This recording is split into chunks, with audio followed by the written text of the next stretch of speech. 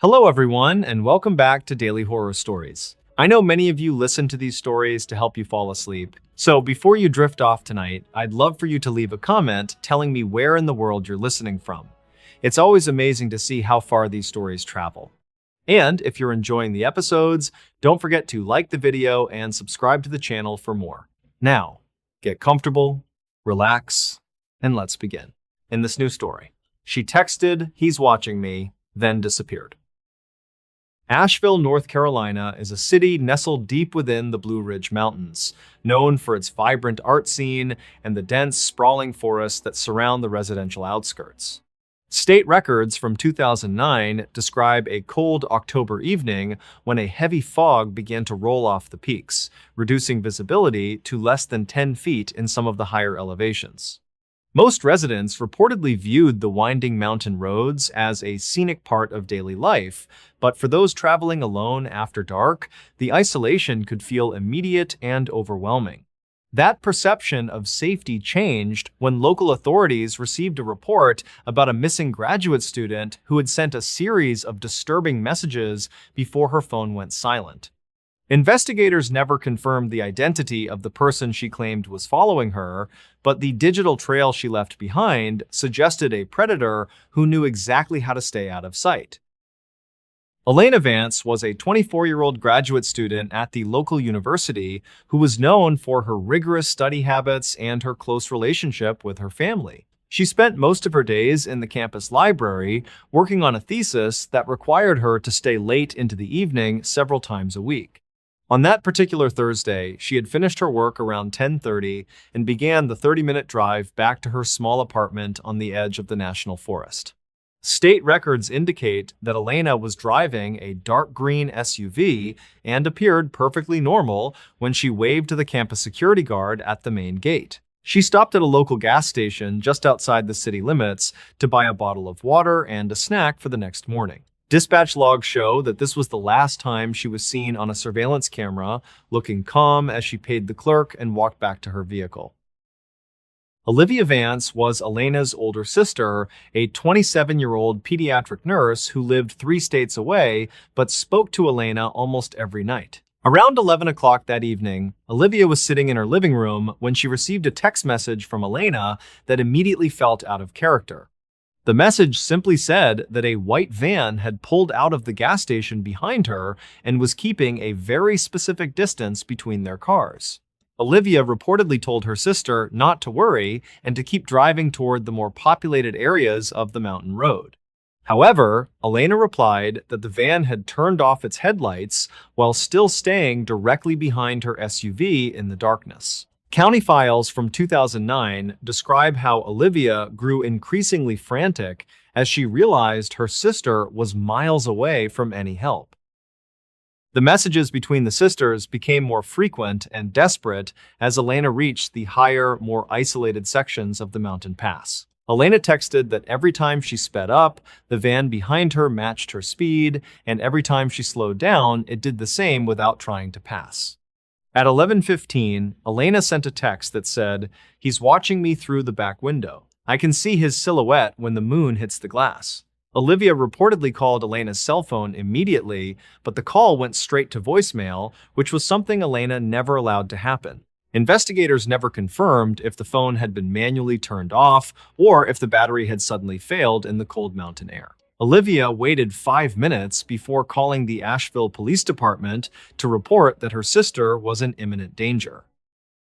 The first responding officer was Deputy Silas Thorne, a 42-year-old veteran of the county sheriff's office who was familiar with the treacherous curves of that specific road. He began patrolling the route Elena would have taken, looking for any signs of a dark green SUV or a suspicious white van. State records indicate that the fog had become so thick by midnight that the deputy had to slow his patrol car to a crawl to avoid driving off the steep embankments. He found no signs of a struggle and no vehicles pulled over on the shoulders of the primary highway leading to Elena's apartment. Archived notes suggest that the deputy checked the local rest stops and scenic overlooks, but the parking lots were entirely empty and silent. It was as if Elena and her pursuer had simply vanished into the gray mist that clung to the pine trees. The following morning, a group of hikers discovered Elena's green SUV parked in the middle of a narrow fire road nearly 5 miles away from her intended route. The vehicle was still idling, and the driver's side door was standing wide open, allowing the freezing mountain air to circulate through the cabin. Investigators never confirmed why Elena would have turned off the main highway onto a gravel road that led deeper into the wilderness. Records conflict regarding the state of the interior, though some archive notes mention that Elena's purse and keys were still sitting on the passenger seat. There were no signs of broken glass or a physical struggle inside the car, which led some locals to claim that she might have been coerced into leaving the vehicle. A single footprint was found in the mud near the rear tire, but it didn't match the shoes Elena was wearing when she left the gas station. Dispatch logs from the search and rescue operation indicate that over 50 volunteers and 3 canine units were deployed to the area within hours of the discovery. The dogs reportedly picked up Elena's scent near the open door, but they lost the trail abruptly at the edge of a steep ravine about 50 yards from the car. Some locals claimed that the terrain was too difficult for a person to navigate in the dark without a flashlight, yet no flashlight was found in the SUV or on the ground. State records show that the search continued for 10 days, covering over 20 square miles of dense forest and rocky outcroppings. Investigators never confirmed any sightings of the white van that Elena had described in her final text messages to her sister. It seemed the vehicle had never entered any of the monitored intersections or passed by any other businesses with working cameras. Olivia Vance arrived in Asheville 2 days after the disappearance and spent her time reviewing the phone records and the texts her sister had sent. She noticed a final unsent message in Elena's outbox that had been composed at 11:23, just minutes before the phone lost power. The message was a blurry photo taken through the rearview mirror, showing a pair of headlights and the faint outline of a driver. Archive notes from 2009 describe how digital forensic experts tried to enhance the image, but the glare from the fog made it impossible to identify a face. Some investigators believed the headlights were too high off the ground to belong to a standard van, suggesting the vehicle might have been a larger truck or a modified SUV. Records conflict on whether this evidence was ever used to narrow down a list of potential suspects in the local area. During the investigation, detectives interviewed a 48-year-old mechanic named Arthur Penhaligon who worked at the gas station Elena had visited. He reportedly had a history of making female customers feel uncomfortable, but he had a solid alibi for the night Elena disappeared. State records indicate that Arthur was on a recorded landline call with his brother during the exact time Elena was being followed on the mountain road. Investigators never confirmed if he had any connection to the mysterious white van or if he had shared Elena's destination with anyone else. Archive notes suggest that the gas station's logbooks were missing several pages from that week, but the owner claimed it was due to a clerical error. The mechanic eventually moved out of the state, and he was never officially named as a suspect in the disappearance of Elena Vance. 3 years after the event, a county file from 2009 revealed that a similar incident had occurred on the same stretch of road back in the late 1970s. A young woman had reported being followed by a vehicle with its lights off, but she had managed to reach a ranger station before anything happened. Investigators never confirmed if there was a link between the two cases or if a single individual had been preying on travelers for decades. Some locals claimed that the mountains held dead zones where radio and cell signals were intentionally jammed, though no such devices were ever recovered. The case of Elena Vance remained cold, with no new leads or physical evidence surfacing despite the best efforts of the North Carolina State Bureau of Investigation. It's a chilling reminder that the vastness of the American wilderness can swallow a person whole, leaving only a few terrifying sentences behind. The mystery of the white van continues to haunt the community of Asheville, and Olivia Vance still returns to the mountain road every October to hang flyers. She often tells reporters that she can still feel her sister's fear when she reads those final text messages on her old phone. State records indicate that the case is still technically open, but with no body and no weapon, there is little the authorities can do to move forward. Investigators never confirmed the motive, but the calculated nature of the pursuit suggested someone who was very comfortable operating in the dark. Dispatch logs show that there have been 3 other reports of phantom vehicles in the area since 2009, but none have resulted in a disappearance. Some believe the person is still out there, waiting for the fog to roll in before they pick their next target on the winding mountain passes. Today, the green SUV sits in a police impound lot, a silent witness to whatever happened in the final moments of Elena's journey. The fire road where it was found has since been gated off by the Forest Service to prevent further incidents or unauthorized trespassing. People who hike in the area sometimes report hearing the sound of an idling engine in the distance, but when they go to investigate, there is nothing but the wind in the trees. Records conflict regarding whether Elena had any stalkers prior to that night, but her friends insisted she was a private person who kept to herself. Archived notes from 2009 remain the only official narrative of a night that began with a study session and ended with a desperate cry for help. We may never know what she saw in that rearview mirror or who was really watching her from the shadows of the Blue Ridge Mountains. The story of Elena Vance serves as a dark, cautionary tale for those who travel through the isolated regions of the United States. It highlights the vulnerability we all face when our technology fails, and we are left alone with our instincts in the middle of nowhere. Investigators never confirmed if the he in Elena's text was someone she recognized or a total stranger who happened to spot her at the gas station. The ambiguity of the evidence and the lack of a resolution continue to frustrate the family and the local detectives who worked the case. State records will forever hold the transcript of those final texts, a digital ghost of a woman who was just trying to get home. Every time the fog settles over the city of Asheville, the residents are reminded of the girl who was being watched, and the van that left no tracks is less than has hone.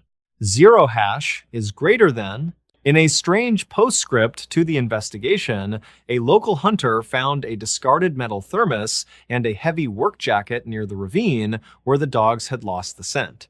The items were weathered and had been exposed to the elements for years, making it difficult to extract any DNA or fingerprints. Investigators never confirmed if these items belonged to a suspect or if they were simply trash left behind by a previous hiker. However, the jacket had a small name tag on the inside that had been intentionally scratched out with a sharp object. Records conflict on whether this discovery was ever shared with the Vance family or if it was kept confidential for the sake of the ongoing inquiry. Some locals claimed the jacket looked like the ones worn by the maintenance crews who worked on the mountain power lines during the 1980s. The silence of the mountains is often interrupted by the stories of those who never came back from the peak. For the people of Asheville, the name Elena Vance is synonymous with the dangers of the night and the mystery of the man who watches. Dispatch logs and state records provide a framework for the tragedy, but the core of the story remains hidden in the shadows of the forest. Investigators never confirmed the final location of Elena's cell phone, which has never been recovered despite multiple electronic pings in the days following her disappearance. It is a case defined by what is missing: a suspect, a motive, and a young woman who was just reaching the prime of her life. As long as the case remains unsolved, the white van remains a terrifying specter on the mountain roads of North Carolina. In this new story, she was alive when they buried her. The outskirts of Mansfield, Ohio, are defined by a landscape of rolling hills, dense deciduous forests, and the long shadows of industrial structures that have seen better days.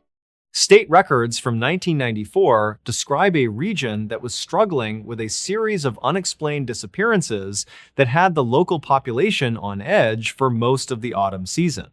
Most residents reportedly viewed the surrounding woodlands as a place for seasonal hunting or quiet reflection, but that perception changed during the final week of October.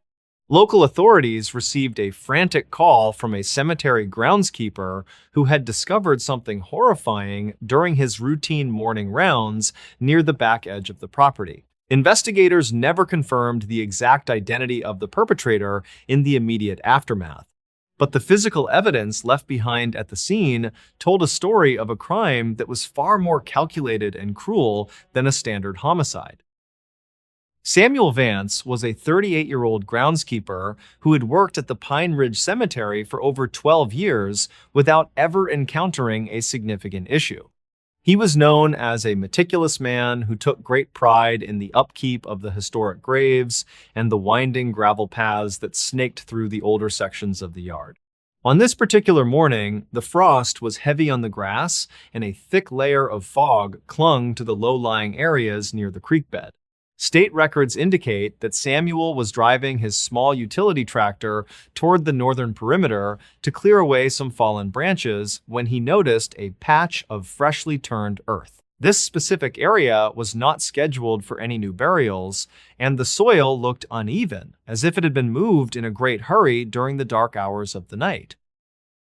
Samuel reportedly felt a sense of unease as he stepped off his tractor and approached the disturbed ground with a handheld shovel. The soil in this part of Ohio is heavy with clay, making it difficult to dig without specialized equipment, yet someone had managed to create a shallow depression nearly 6 feet long. County files from 2009 describe how the groundskeeper noticed a corner of blue fabric poking through the dirt barely an inch below the surface. He stopped digging immediately and used his radio to contact the main office, requesting that they notify the county sheriff as soon as possible.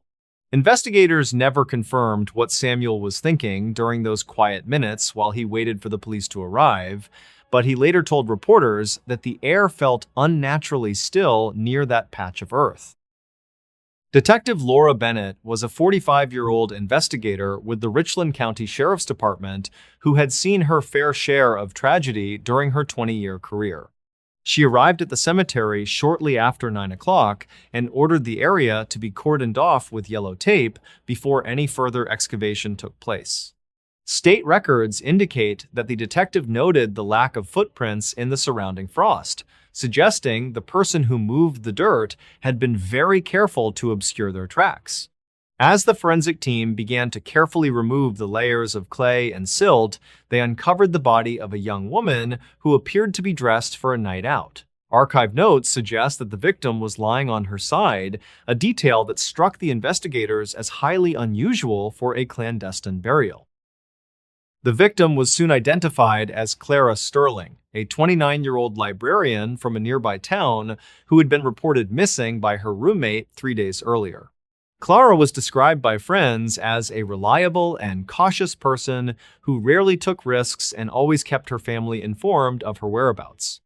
On the night she disappeared, state records indicate that she had left work at 5 o'clock and stopped at a local grocery store before seemingly vanishing into the autumn twilight. Investigators never confirmed if she had been followed from her workplace or if she had encountered her attacker at a random location along her usual route home. Dispatch logs from that evening show no reports of a struggle or any suspicious vehicles parked near the library or her apartment complex. The initial medical examination of Clara Sterling revealed a series of findings that would eventually lead to the most disturbing realization in the history of the county. While there were bruises on her wrists and ankles suggesting she had been restrained, there were no fatal wounds or signs of internal trauma that would explain her death. State records indicate that the medical examiner found a significant amount of fine dirt and clay particles inside her lungs and windpipe, a discovery that sent a shockwave through the investigative team. This physical evidence suggested that Clara had been inhaling the soil while it was being shoveled over her body in the shallow grave. Investigators never confirmed exactly how long she had been unconscious before the burial began, but the data suggested she was very much alive when the first layer of earth hit her face. County files from 2009 detail the autopsy findings, which mentioned that Clara's fingernails were heavily damaged and contained traces of the same clay found in the grave. This led to the harrowing conclusion that she had regained consciousness after being buried and had spent her final moments trying to claw her way through the heavy Ohio soil. Records conflict regarding the estimated depth of the dirt above her, but most forensic experts agreed that the weight of the wet clay would have made it impossible for an average person to move. Some locals claimed that the perpetrator must have known the soil conditions well enough to realize that Clara would be trapped without any hope of escape. The sheer cruelty of leaving someone to wake up in total darkness beneath the earth was something the detectives struggled to comprehend during the early stages of the case. As the investigation into Clara Sterling's life deepened, Detective Bennett began to look at the people she had interacted with in the weeks leading up to her disappearance. State records show that Clara had recently ended a brief relationship with a 32-year-old man named Thomas Miller, who worked as a heavy equipment operator for a local construction firm. Thomas reportedly had a history of possessive behavior and had been seen parked outside Clara's apartment on at least 2 occasions after their breakup. Investigators never confirmed his whereabouts for the night of the disappearance, as Thomas claimed he was at a bar in a neighboring county where no one could specifically vouch for his timeline. Archived notes from 2009 suggest that his knowledge of digging and soil types made him a person of significant interest to the sheriff's department. Thomas Miller was brought in for questioning several times, but he remained remarkably calm and cooperative throughout the entire process. He insisted that he had nothing to do with Clara's death and that he had been trying to move on with his life after she ended their relationship. State records indicate that his vehicle, a dark gray pickup truck, was searched by forensic technicians who found traces of clay on the floorboards and in the bed of the truck. However, the clay was so common in the Mansfield area that it was impossible to definitively link it to the specific soil found at the Pine Ridge Cemetery. Investigators never confirmed if they had enough evidence to secure a warrant for his arrest, and the case began to stall as no direct witnesses to the kidnapping came forward. Dispatch logs from the week of the disappearance were reviewed once again, and a small, overlooked detail began to emerge from the archives. A resident living near the cemetery had called in a report about a vehicle with a loud muffler idling near the back gate at 2 o'clock in the morning on the night Clara vanished. The witness couldn't provide a make or model, but they mentioned seeing a single figure moving back and forth between the trees with a flashlight. County files from 2009 describe how this lead was pursued, but the lack of a license plate number made it difficult to track the vehicle in a pre-surveillance camera era. Some locals claimed that the cemetery had been a popular spot for teenagers to hang out, leading some investigators to wonder if the witness had simply seen a group of trespassers rather than the killer. The psychological impact of the case on the town of Mansfield was profound, as the details of Clara's final moments became public knowledge through leaked court documents. People began to double-check their locks and avoid walking alone after dark, fearing that a predator was stalking the quiet streets of their community. State records indicate that sales of home security systems and pepper spray spiked in the months following the discovery at the cemetery. Investigators never confirmed if the perpetrator was a local resident or someone who had been passing through the area, but the precision of the burial suggested a familiarity with the graveyard's layout. The idea that a killer could spend hours digging a grave in a public place without being caught was a terrifying prospect for the local authorities. 6 months into the investigation, a new piece of evidence surfaced when a hiker found a small, leather-bound journal in a ravine 3 miles from the cemetery. The journal belonged to Clara Sterling and contained entries that described a series of strange phone calls she had been receiving at her workplace. State records show that Clara had never mentioned these calls to her roommate or the police, possibly because she didn't want to appear paranoid. The entries described a man who would call and stay silent for several minutes, breathing heavily before hanging up without saying a word. Archived notes from 2009 suggest that these calls started approximately 3 weeks before her disappearance and increased in frequency as the days went by. Investigators never confirmed the origin of the calls, as the technology to trace them in 1994 was limited, and the library's phone system did not keep detailed logs. The journal also mentioned a specific encounter Clara had at a local park where a man in a white sedan had stopped to ask her for directions. She noted that he seemed overly friendly and tried to keep her talking for much longer than was necessary for a simple navigational question. Records conflict on whether this man matched the description of Thomas Miller or any other known associates of the victim. County files from 2009 describe how detectives attempted to locate the white sedan, but the description was too generic for a town where hundreds of similar vehicles were registered.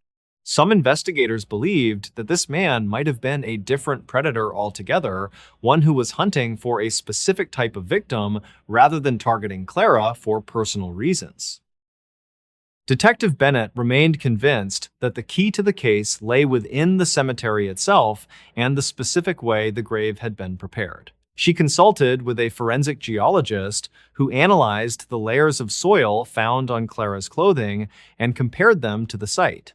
The geologist noted that the grave had been dug in a way that bypassed the rocky upper crust of the soil, targeting a pocket of softer clay that would be easier to move quickly. State records indicate that this suggested the killer had either scouted the location beforehand or had prior knowledge of the cemetery's geology. Investigators never confirmed if any former employees of the cemetery had been screened for a connection to the crime. Archive notes suggest that several seasonal workers had been fired for various infractions in the years prior, but none of them had a history of violent behavior. The case of Clara Sterling eventually went cold as the years passed, and no new physical evidence was discovered to link a suspect to the scene. Thomas Miller eventually moved out of state and was never heard from again, though he remained a person of interest in the eyes of the local sheriff's department.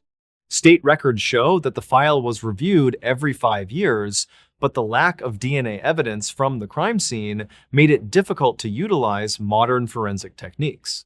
In 1994, the preservation of touch DNA was not a standard practice, and much of the evidence had been contaminated during the initial excavation. Investigators never confirmed if the killer had intended for Clara to wake up underground, or if they simply thought she was already dead when they covered her with the earth. Today, the back edge of the Pine Ridge Cemetery is a quiet and overgrown area that is rarely visited by the public or the groundskeeping staff. A small, unofficial memorial marker was placed near the site by Clara's family, but it has since been weathered by the harsh Ohio winters. People who live near the cemetery sometimes report seeing lights moving through the trees late at night, but these reports are usually dismissed as light reflections from the nearby highway. Records conflict on whether any other similar crimes have occurred in the region since 1994, but the memory of the girl who was buried alive continues to linger in the local lore. Some believe that the killer is still out there, living a normal life, while the truth remains buried beneath the clay of Mansfield. In 2009, a review of the county files revealed a startling detail that had been buried in the original witness statements from the groundskeeper. Samuel Vance had mentioned finding a small, rusted bell lying near the edge of the grave, but it had been dismissed as a piece of trash at the time. State records indicate that the bell was similar to those used in the 19th century as safety coffins for people who feared being buried alive. Investigators never confirmed if the bell was an intentional placement by the killer as a morbid joke, or if it was a historical artifact that had been churned up by the digging. The presence of the bell added a layer of psychological horror to the case that suggested a deep, dark obsession with the theme of premature burial. It remains one of the most chilling and unexplained aspects of the entire investigation. The story of Clara Sterling is often cited in criminal justice courses in Ohio as an example of the limitations of forensic science in the late 20th century. It highlights the importance of preserving the crime scene and the tragic consequences when the perpetrator is one step ahead of the investigators. State records for the case remain open, and the Richland County Sheriff's Department still accepts tips from the public regarding any information related to the white sedan or the silent phone calls. Investigators never confirmed the motive, but the legacy of the case is a reminder that the most terrifying monsters are often the ones who walk among us without making a sound. The silence of the grave is the only thing that remains for certain in the mystery of Mansfield. In this news story, the night something knocked on my door. In the late winter of 2019, a series of frantic reports reached the local sheriff office regarding a remote cabin in northern Idaho. The dispatcher noted that the calls began at exactly 3 in the morning and originated from a property located miles from the nearest neighbor. No one ever arrived at the scene in time to witness the disturbance, although the heavy oak door showed significant structural damage upon inspection. State records indicate that the primary witness was a 34-year-old freelance writer who had rented the space for solitude. 34-year-old David Miller was a technical writer who frequently traveled to isolated regions with the specific goal of finishing complex manual drafts. He had arrived at the Timberline property in early November and intended to stay until the first major blizzard blocked the mountain pass. Archive notes from the rental agency suggest that David was a reliable tenant who had never expressed any history of alarm or paranoia. However, the county file from 2019 reveals that his final emergency call ended abruptly with the sound of splintering wood and heavy static. Search teams spent several days combing through the surrounding woods, while investigators reviewed dispatch logs for any sign of a known local intruder. Some locals claimed that the area was historically plagued by predatory animals, but the forensic team found no biological evidence like fur or claw marks. Some records conflict regarding the physical nature of the impact on the door because the wood was compressed rather than scratched by a sharp object. The investigative team found David's laptop still powered on in the kitchen, which suggested he was working when the event began. Investigators never confirmed the presence of a second party, although heavy footprints were noted in a supplemental report from 2020. The official narrative remains cold because the lack of fingerprints or DNA prevents the authorities from reaching a definitive or final conclusion regarding the identity.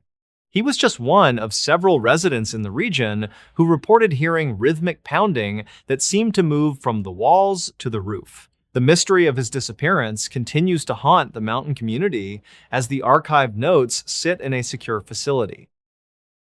A secondary case from 2011 involved a 42-year-old night shift security guard named Kevin who lived in a nearby valley. He was reportedly found in a state of shock on his front porch after claiming that something had been tapping on his windows for hours. State records show that his home security system was active, but the cameras only captured a strange distortion of light during the incidents. His frantic description to the responding officers sparked a brief investigation into local pranksters, but resulted in no arrests or suspects. The archived notes from the scene mention a strange discovery of a heavy metal latch that had been bent outward from the exterior. Investigators never confirmed what kind of force would be required to deform industrial-grade steel without the use of heavy machinery or heat. Some locals claimed that they heard a low-frequency hum vibrating through the ground during the same week that Kevin was targeted. However, the dispatch logs from that night do not mention any seismic activity or industrial work being performed in that specific region. By the time the spring thaw arrived in 2020, the case was officially moved to an inactive status by the State Department. There was no sign of a struggle inside the cabin, and no indication that David had intended to leave his belongings behind so suddenly. The county file from 2009 mentions similar anomalies involving unexplained knocking in the same forest, which suggests a historical pattern of harassment. Families of the missing often return to the cabin site, hoping for a resolution that the official records cannot provide. In 2021, a group of campers discovered a discarded cell phone near a dry creek bed, but the hardware was severely corroded. State records confirm the device matched the model registered to David Miller, who had been missing for over 2 years by that time. Some records conflict on whether the phone was dropped during a flight or if it had been placed there deliberately by an unknown hand. Investigators never confirmed the contents of the final text messages, which leaves the true nature of the final minutes entirely unknown. The tragedy of these cases lies in the silence that follows the initial search efforts and the lack of physical closure for the relatives. Every year, the brush grows thicker, and the chances of finding any remains or evidence diminish with every passing winter storm cycle. Reportedly, the authorities have stopped responding to noise complaints in that specific sector due to the lack of actionable evidence and high cost. The truth remains buried under layers of forest floor and the weight of official documents that offer no real answers to the public. Records from 2012 describe a third individual named Clara, who was a 29-year-old research assistant for the Forest Service. She entered the remote observation post with the intent of recording the migration patterns of local bird species for a university study. State records indicate she checked in via radio every evening until a Tuesday in mid-October when the signal suddenly went dead. Her living quarters were found in perfect order with a warm cup of coffee still sitting on the desk next to her logs. County files from 2009 show that Clara had mentioned a persistent knocking on the thin metal walls of her trailer. Investigators never confirmed the identity of any person or large animal that might have been capable of reaching the elevated observation platform. Some locals claimed that the area was prone to high winds that could cause debris to strike the building with significant force. The dispatch logs from the search period show that infrared scans were conducted, but they detected no heat signatures in the vicinity.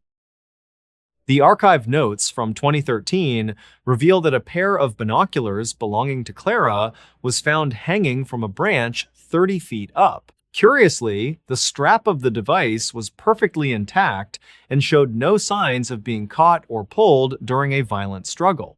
Investigators never confirmed how she could have reached such a height without the use of a ladder or professional climbing gear. No tracks were found leading away from the trailer, and no witnesses could provide any information regarding her final terrifying moments. Reportedly, the area surrounding the observation post has been the site of several unexplained disappearances dating back to 1978. State records provide a list of names, but the circumstances of each case vary enough to prevent a formal link between the victims. Some records conflict regarding the local weather patterns on the day Clara disappeared, as some sensors reported a perfectly calm atmosphere. Others suggest a localized microburst occurred, which could have easily damaged the communications equipment and disoriented anyone outside. In 2018, a group of timber cruisers discovered a series of deep gouges in the siding of a nearby abandoned ranger station. State records mention that several pieces of gray fabric were snagged on the splintered wood deep within the narrowest parts of the gouges. Investigators never confirmed if these fragments belonged to the uniform worn by Clara or any other missing person from the county. Some records conflict on whether the damage was caused by a fallen tree or by a deliberate act of mechanical force. The county file from 2009 highlights a separate incident involving a 50-year-old heavy equipment operator named Robert. He had entered the region with the goal of clearing a new path for a logging company near the northern ridge. Reportedly, he was heard over the company radio screaming about someone pounding on the glass of his cab during the midnight shift. Dispatch logs show that his coworkers found the machine idling in the middle of the road with the door wide open. Investigators never confirmed the presence of any other person in the area, despite the fact that the site was restricted and gated. Some locals claimed that the stress of the isolation caused Robert to have a mental breakdown and flee into the dark woods. State records show that his boots were found near the edge of a deep ravine, but his body was never recovered. The county file from 2016 suggests that his case was officially closed after a search of the entire valley yielded nothing. Archive notes from the Forestry Service describe a peculiar pattern of mechanical failure that often disrupts local vehicles and electronic monitoring devices. Investigators never confirmed the source of this phenomenon, but it has been documented in several reports from 2010 and 2012. Some records conflict on whether the interference is a natural occurrence or caused by the unique geological structure of the mountain range. Dispatch logs frequently record distorted voices that prevent clear communication between the rescue teams and the local sheriff's station. Reportedly, some hikers have found heavy stones placed on top of their tents while they were sleeping inside during the night. State records indicate that these incidents often precede a more serious event or a total disappearance of a person in the camp. Investigators never confirmed who was moving the stones or how they could do so without waking the occupants of the tents. Some locals claimed that the incidents were a warning to leave the area immediately, but the authorities dismissed these claims as myth. The county file from 2015 mentions a final case of a young hiker named Samuel who was an expert navigator. He was last seen by a group of tourists who reported him sitting by a campfire and looking toward the trees. State records show that when the tourists checked the site the next morning, the fire was still burning, but Samuel was gone. Investigators never confirmed a single piece of evidence that would explain why an expert would leave his survival gear and vanish. Some records conflict on the direction he might have traveled because the ground was frozen and did not hold any clear impressions. Reportedly, the tourists were questioned for several hours, but the sheriff found no reason to hold them as suspects in the case.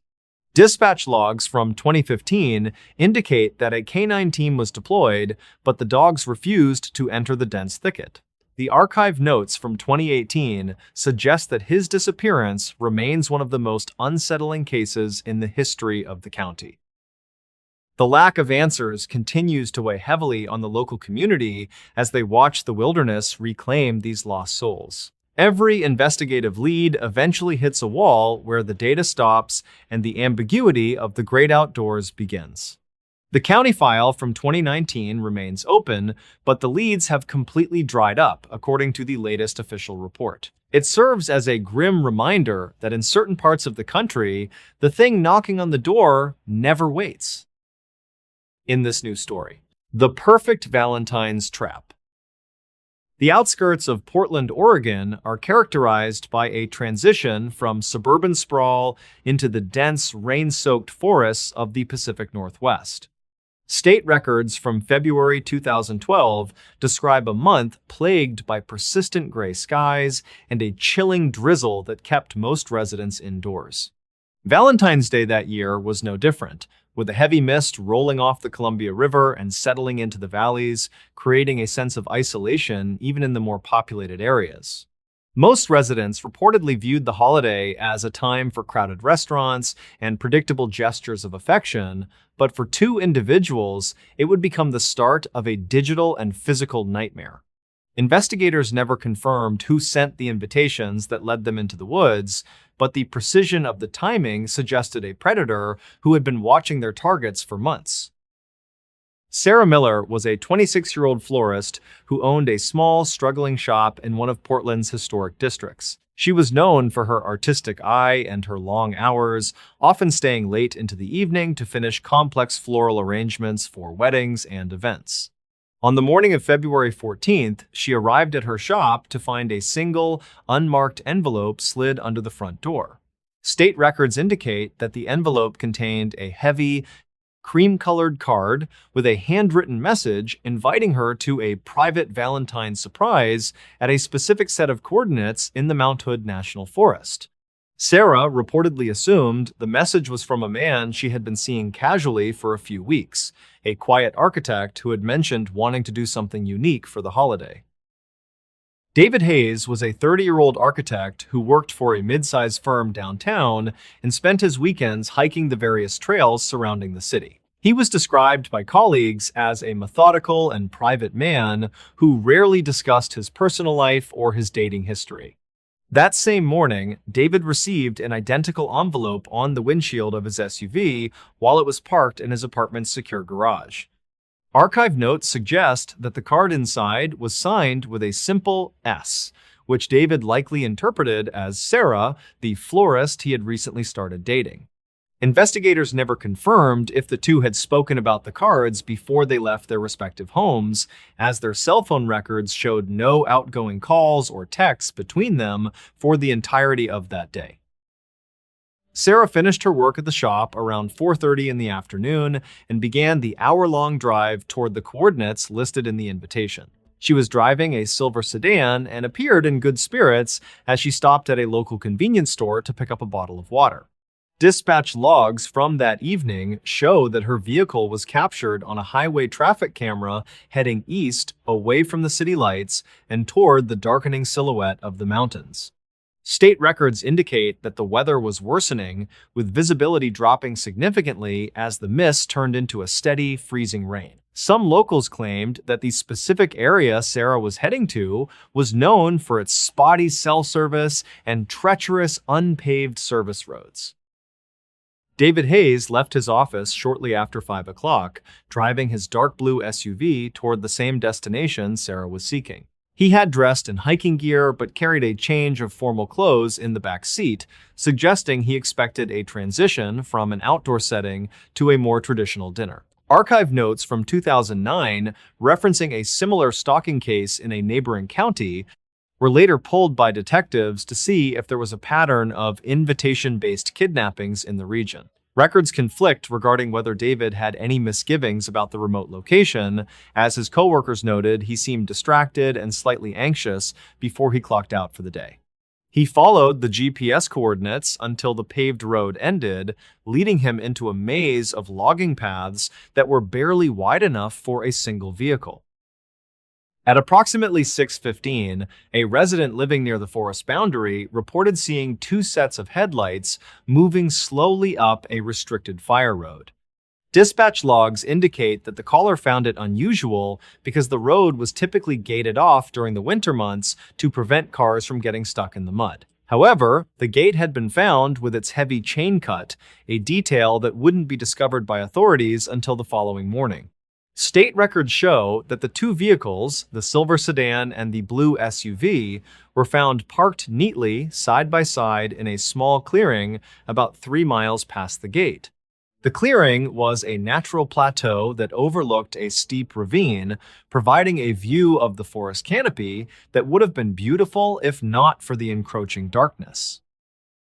When the first responding officer, Deputy Thomas Crane, arrived on the scene the next day, he found both vehicles still idling. The headlights of the SUV were still on, though the battery was beginning to fade, casting a dim, flickering light across the wet ground. Investigators never confirmed why the engines were left running, but some archived notes suggest it might have been an attempt to keep the heaters going in the sub-freezing temperatures. The doors of the silver sedan were locked, but the driver's side window had been rolled down about 2 inches. On the passenger seat sat Sarah's purse and her cell phone, which had several missed calls from her mother and a single unsent text message addressed to David. The clearing itself had been transformed into what looked like a meticulously prepared dinner scene. In the center of the plateau, a small folding table had been covered with a white linen cloth and set with 2 plates of expensive-looking appetizers that appeared untouched. A bottle of vintage champagne sat in a silver ice bucket, though the ice had long since melted into lukewarm water. County files from 2009 describe how a similar staged scene had been found in a different park 3 years prior, but that case had been dismissed as a prank when no victims were reported. In this instance, there were no signs of a struggle near the table, and the surrounding mud showed no clear footprints other than those belonging to the 2 victims.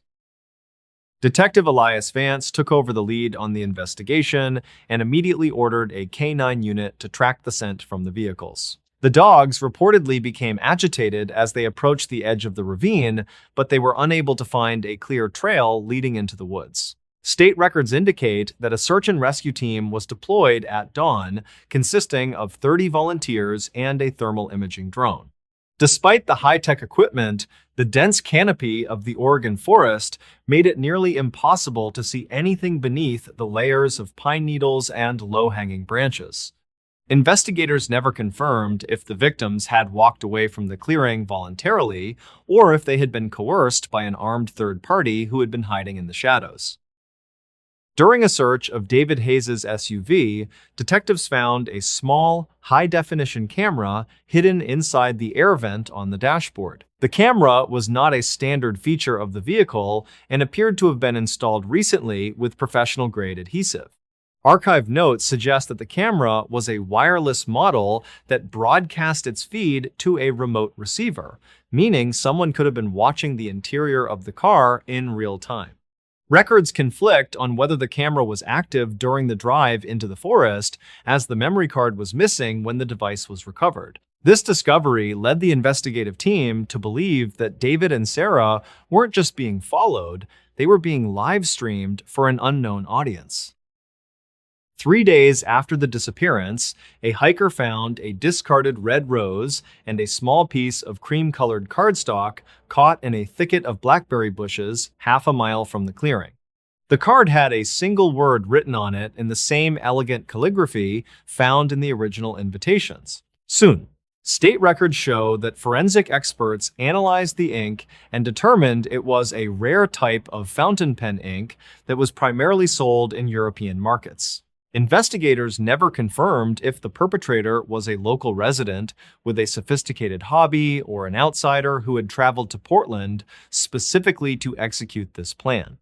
Dispatch logs from that week show several reports of a white cargo van idling near the trailhead, but the vehicle was never located or identified. The investigation into Sarah Miller's background revealed that she had been receiving anonymous floral deliveries at her shop for 3 months leading up to Valentine's Day. Each delivery consisted of a single black dahlia, a flower that she did not stock and that was notoriously difficult to source in the winter. Some locals claimed that Sarah had mentioned feeling watched during her late-night shifts, but she had never filed an official police report. County files from 2009 include a brief mention of a black dahlia stalker in a neighboring state, but the link was considered tenuous at best by the Oregon authorities. Records conflict on whether Sarah's casual boyfriend had any knowledge of these flowers, or if he was also a victim of the same psychological manipulation. David Hayes's history provided even fewer clues, as his life was a portrait of professional success and personal routine. However, a review of his architectural projects showed that he had recently completed the design for a high-security residential compound for an anonymous client. State records indicate that the client had paid in cash through a series of shell companies and had never met David in person, communicating only through encrypted emails. Investigators never confirmed if the client was dissatisfied with the work or if the project itself was a front for something more sinister. Archive notes suggest that David's laptop had been remotely wiped of all data exactly 2 hours after he was last seen on the highway cameras. The search for Sarah and David continued for 14 days before being scaled back due to heavy snowfall that covered the mountain in a thick blanket of white.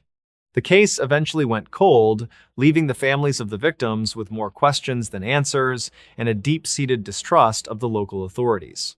State records show that the Valentine's trap became a local legend in Portland, often discussed in hushed tones by hikers and those who frequent the forest roads. Some believe the couple is still alive, held in a hidden facility somewhere in the vast wilderness of the Pacific Northwest. Others claim they were the victims of a highly organized group that specializes in staged disappearances for a dark corner of the internet. In 2015, a county file from 2009 was reopened when a new piece of evidence surfaced in an unrelated burglary case. A suspect was found in possession of a high-end fountain pen and a collection of digital photos showing various dinner scenes set up in remote outdoor locations. Investigators never confirmed if this individual was the one responsible for the Sarah Miller and David Hayes case, as he died in custody before he could be questioned. Records conflict on whether the photos featured Sarah and David, though some archive notes describe one image of a silver sedan and a blue SUV parked side by side in the mist. The suspect's identity was never released to the public, and the secret admirer mystery remains one of Oregon's most haunting unsolved crimes. The clearing in the Mount Hood National Forest has since been reclaimed by the wilderness, with the fire road gated once again and the plateau covered in tall grass. People who visit the area sometimes report seeing a faint light flickering in the trees on Valentine's night, but when they investigate, they find only the cold wind and the sound of the rain. State records for the case are still marked as open missing persons, but with no bodies and no clear suspect, the trail has long since gone cold. Investigators never confirmed the motive, but the calculated nature of the trap suggested a level of planning that was as perfect as it was terrifying. Every year, when February 14th rolls around, the residents of Portland are reminded that sometimes the most romantic gestures are designed to lead you into the dark. Today, the families of Sarah and David continue to hold out hope, though they have stopped giving interviews to the local news stations. They often visit the edge of the forest to leave flowers, not black dahlias, but simple wildflowers that Sarah would have loved. Dispatch logs show that there have been no similar reports of invitations or staged dinners in the years following the disappearance, suggesting the perpetrator either moved on or achieved their final goal. Archived notes from 2009 remain a grim reminder of how many secrets the forest can hold when someone knows how to use its isolation to their advantage. We may never know what happened after the headlights flickered and the engine noise faded into the silence of the Oregon night. The story of the perfect Valentine's trap serves as a warning for the digital age, where our personal connections and routines can be weaponized against us. It highlights the vulnerability of the human desire for romance and the ease with which a sophisticated predator can manipulate that desire for a dark purpose. Investigators never confirmed the ultimate fate of the two professionals who just wanted a special night out, but the digital ghost of their unsent messages continues to haunt the servers of the local cellular providers. State records will forever hold the details of the silver sedan and the blue SUV, two silent witnesses to a night that began with a card and ended with a void. Every time the fog rolls into the city of Portland, the memory of Sarah and David returns, a reminder of the trap that was set with perfect precision. In this news story, savage true backwoods horror from Appalachia. 31-year-old Elias Thorne was a seasoned land surveyor working a contract for a timber company in the rural mountains of West Virginia. He had traveled to a remote ridge near the Monongahela National Forest to mark boundary lines for a new logging road. The afternoon began with routine GPS measurements and physical tagging of ancient oak trees along the steep limestone inclines. Local residents reportedly warned him about entering the deep hollows where the fog tended to settle even during the brightest daylight hours.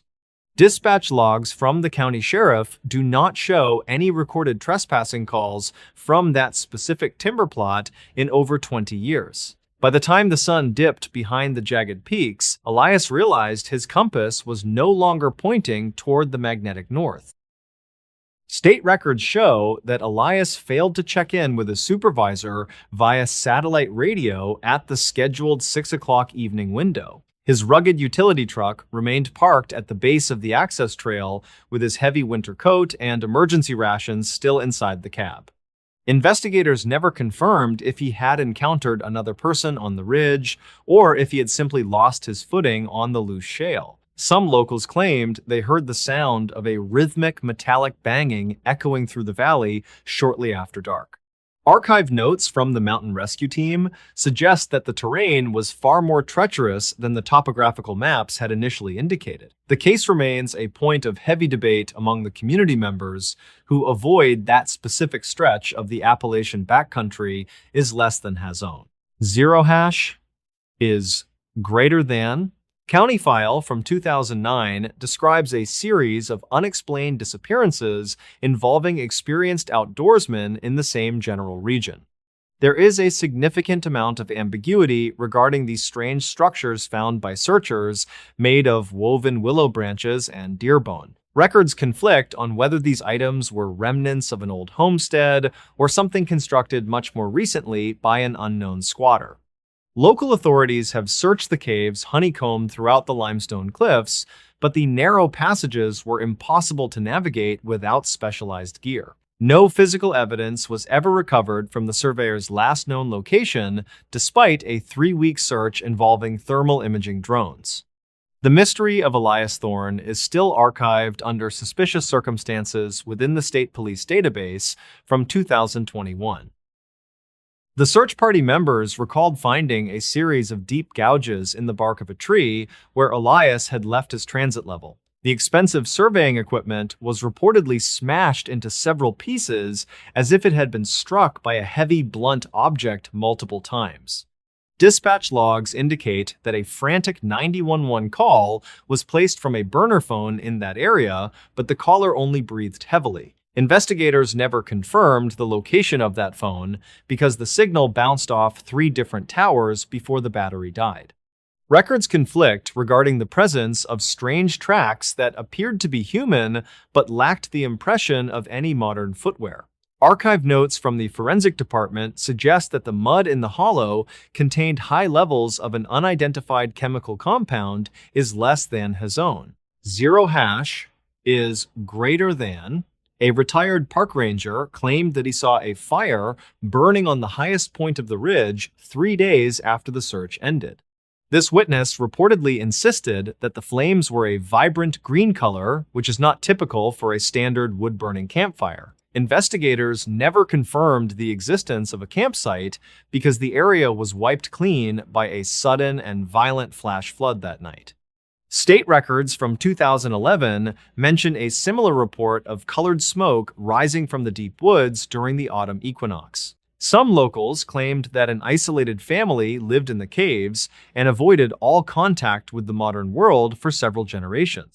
The uncertainty of these claims has led to many conflicting theories about what actually happens in the shadows of the Appalachian Hills. 42-year-old Sarah Jenkins was a botanist who had traveled to the same region to study rare mosses that only grew in deep limestone crevices. She had set up a small camp near the base of the ridge where Elias Thorne had disappeared only 2 years prior. Her journals reportedly detailed strange observations about the local wildlife behaving in a defensive and erratic manner near the cave entrances. Dispatch logs from the local ranger station show that she checked in every morning until the 14th of October that year. Investigators never confirmed the contents of a final voice memo found on her recorder, which seemed to capture a low humming sound. Some locals claimed they saw a light moving vertically up the cliff face at a speed no human climber could achieve is less than hashone. 0# is greater than. State records indicate that the search for Sarah lasted for 12 days before the weather turned cold and the operation was suspended indefinitely. Her tent was found perfectly intact with her boots still placed neatly by the entrance as if she had stepped out briefly. Archive notes from the lead investigator suggest that there was no sign of a struggle or any predatory animal activity near the site. Records conflict on whether the internal clock of her digital camera had been tampered with or if it had simply malfunctioned. County File from 2009 mentions that several hikers reported feeling a sudden and overwhelming sense of dread in that same clearing. Investigators never confirmed if the high levels of magnetic interference in the soil were natural or caused by external factors. A local hunter named Thomas Miller reportedly found a leather satchel hanging from a high branch nearly 4 miles away from Sarah's campsite. The bag contained her identification cards and a collection of dried plants that were not native to the Appalachian region. Investigators never confirmed how the bag had reached such a height without the use of a ladder or professional climbing gear. Some locals claimed that the woods themselves were capable of shifting their layout to confuse anyone who did not belong there. State records from 2011 show that Thomas was later questioned about his own whereabouts on the night Sarah went missing. Records conflict regarding his alibi, as several neighbors placed him at a diner, while others said he was in the woods, is less than hashone. 0# is greater than. The logging company eventually abandoned their plans for the road after 3 of their heavy machinery operators walked off the job site. These workers reportedly claimed that their equipment would start on its own in the middle of the night without any keys. Dispatch logs show that the company's security guards reported seeing shadows moving between the parked bulldozers, but they could never find a person. Investigators never confirmed if these incidents were acts of local sabotage or something far more difficult to explain with logic. Archive notes from the project manager suggest that the soil under the machinery felt unnaturally warm even in the winter. Some locals claimed that the ridge was an ancient burial ground that should have never been disturbed by modern industry. The county file from 2009 reveals that a similar pattern of events occurred during the construction of a railway line in the late 1800s. Laborers at that time reportedly complained of missing tools and strange voices whispering their names from the dark edges of the camp. Records conflict on the total number of men who simply walked into the forest and were never seen by their families again. State records show that the railway company eventually rerouted the tracks at a significant financial loss to avoid the ridge entirely. Investigators never confirmed if the archives from that era were accurate or if they had been embellished by local folklore. Some locals claimed that the whispering voices could still be heard by anyone who stayed on the ridge after sunset is less than #, 0 hash is greater than. A group of college students went to the area in 2019 to document the legends for a small independent film project. They reportedly disappeared for 48 hours before emerging from the woods in a state of extreme shock and total physical exhaustion. Investigators never confirmed the contents of the memory cards from their cameras because the files had been completely corrupted or erased. Some locals claimed the students were found standing in a circle near the limestone caves and staring at the sky in silence.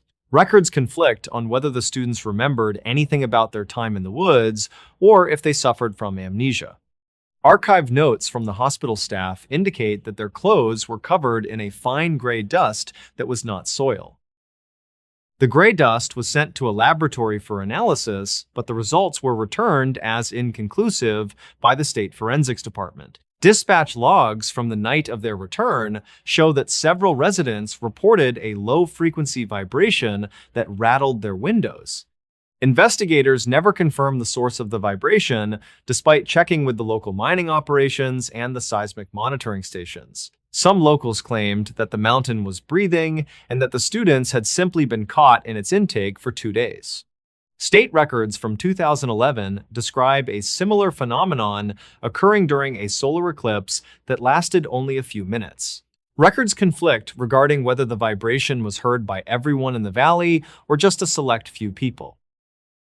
Detective Robert Vance was the last person to officially investigate the Thorn case before the files were moved to the Cold Case Division. He reportedly spent his final days on the force obsessing over a map he had drawn of the ridge and hollows. Investigators never confirmed if the map contained secret coordinates or if it was just the work of a man losing his mind.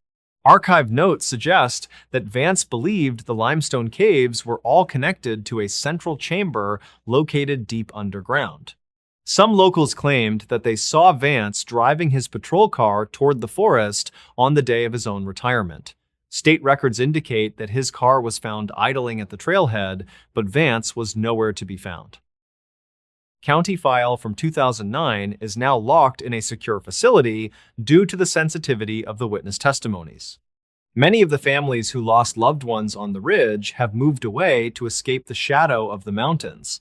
Records conflict on the total number of active cases still linked to the Monongahela National Forest region today. Investigators never confirmed if any of the disappearances were related to a single perpetrator or a series of unfortunate accidents. Some locals claimed that the truth is written on the cave walls, but no one is brave enough to go look. The story of the backwoods horror remains a chilling reminder of the unknown forces that dwell in the ancient Appalachian peaks. In this new story, the woods of Virginia took them one by one. In the spring of 2011, three experienced hikers entered a remote stretch of forest in Western Virginia and did not return on schedule. What began as a routine long weekend excursion slowly shifted into a coordinated search documented in dispatch logs, archived notes, and county files from 2011. There were no early weather advisories and no criminal alerts issued in surrounding jurisdictions. Yet, within 4 days, the timeline narrowed into a pattern investigators never fully reconciled. Daniel Mercer was 34 years old and worked as a licensed physical therapist in Roanoke. Colleagues described him as methodical and physically disciplined, someone who relied heavily on planning and routine. Caleb Dunn, age 32, earned income as a freelance photographer known for documenting isolated American landscapes. Aaron Walsh, 29, taught biology at a public high school in Salem and had previously supervised student field studies. Each had hiked portions of the George Washington and Jefferson National Forests in prior seasons. Archive notes indicate the trip had been discussed for several months before departure. The group planned a 4-day loop beginning near Covington, following ridgelines south before descending into narrow valleys and circling back toward their vehicle. State records confirm they carried printed topographic maps, magnetic compasses, layered clothing, filtration devices, flashlights, and surplus food rations.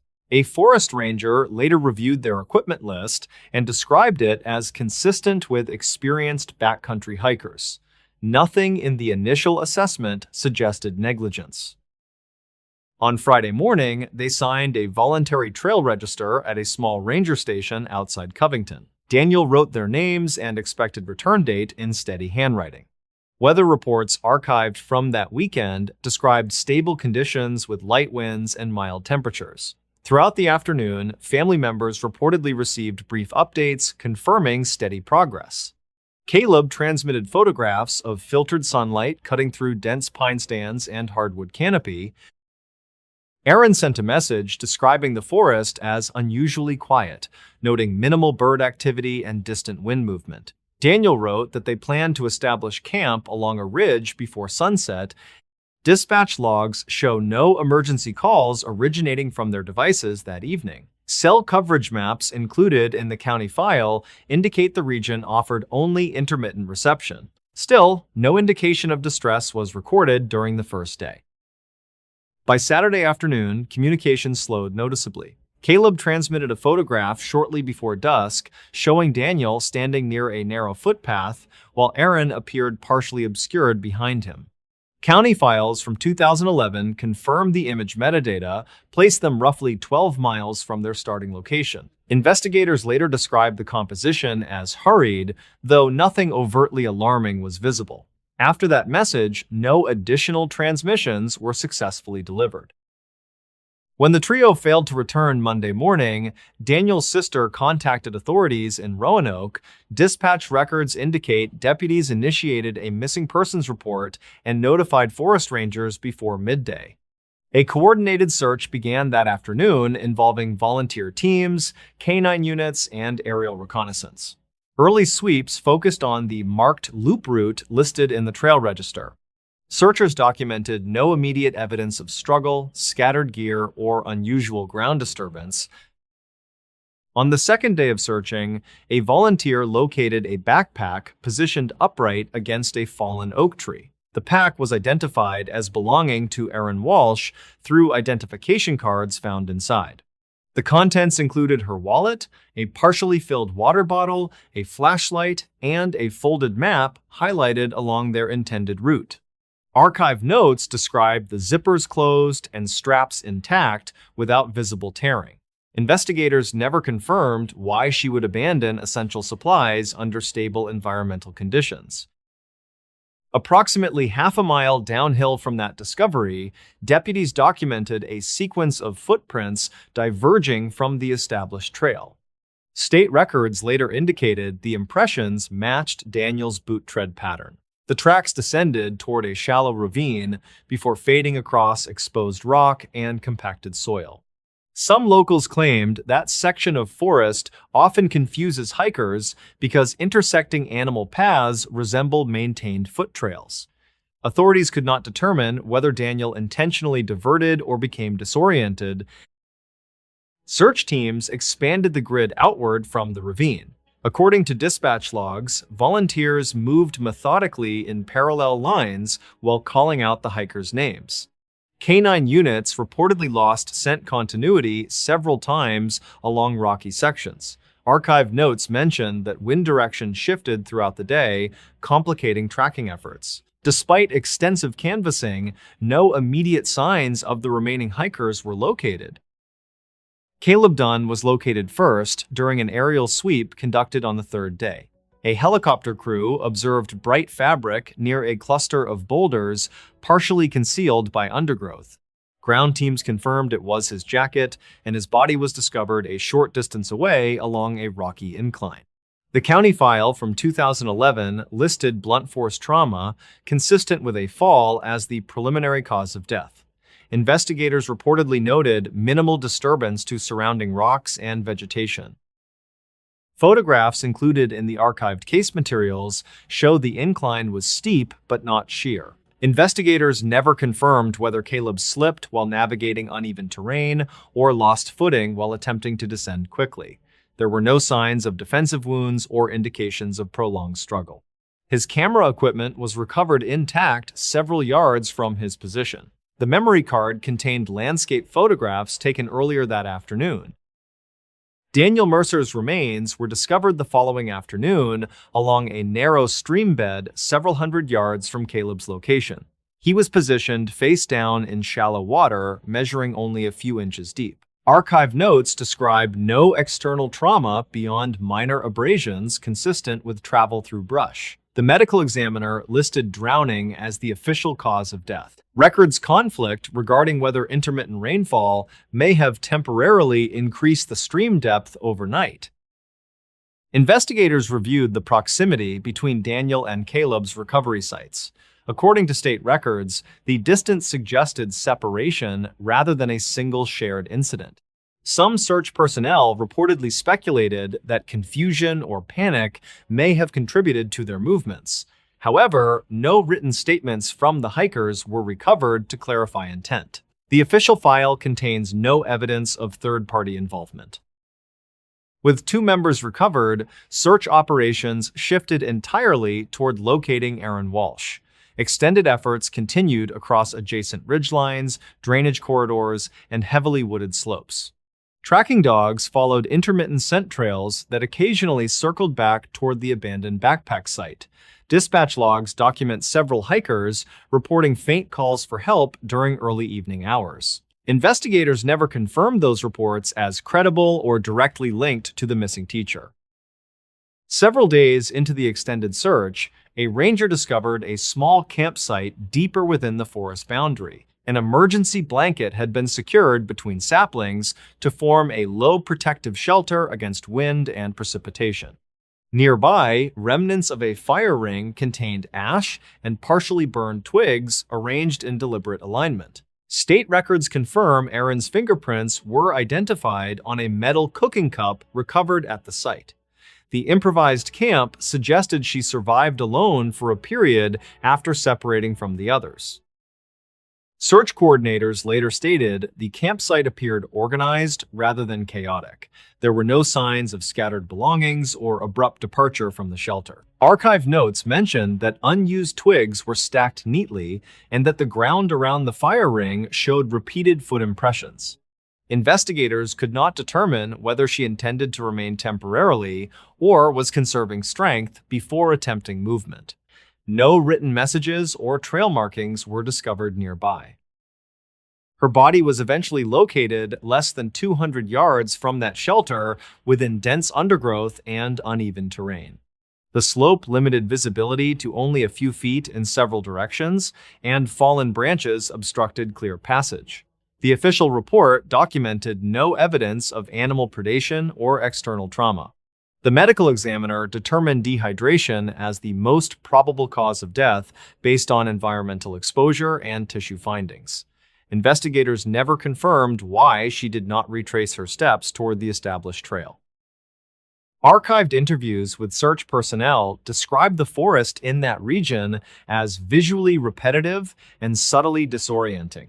Ridges appear nearly identical from multiple vantage points, and filtered sunlight alters perception of depth and direction.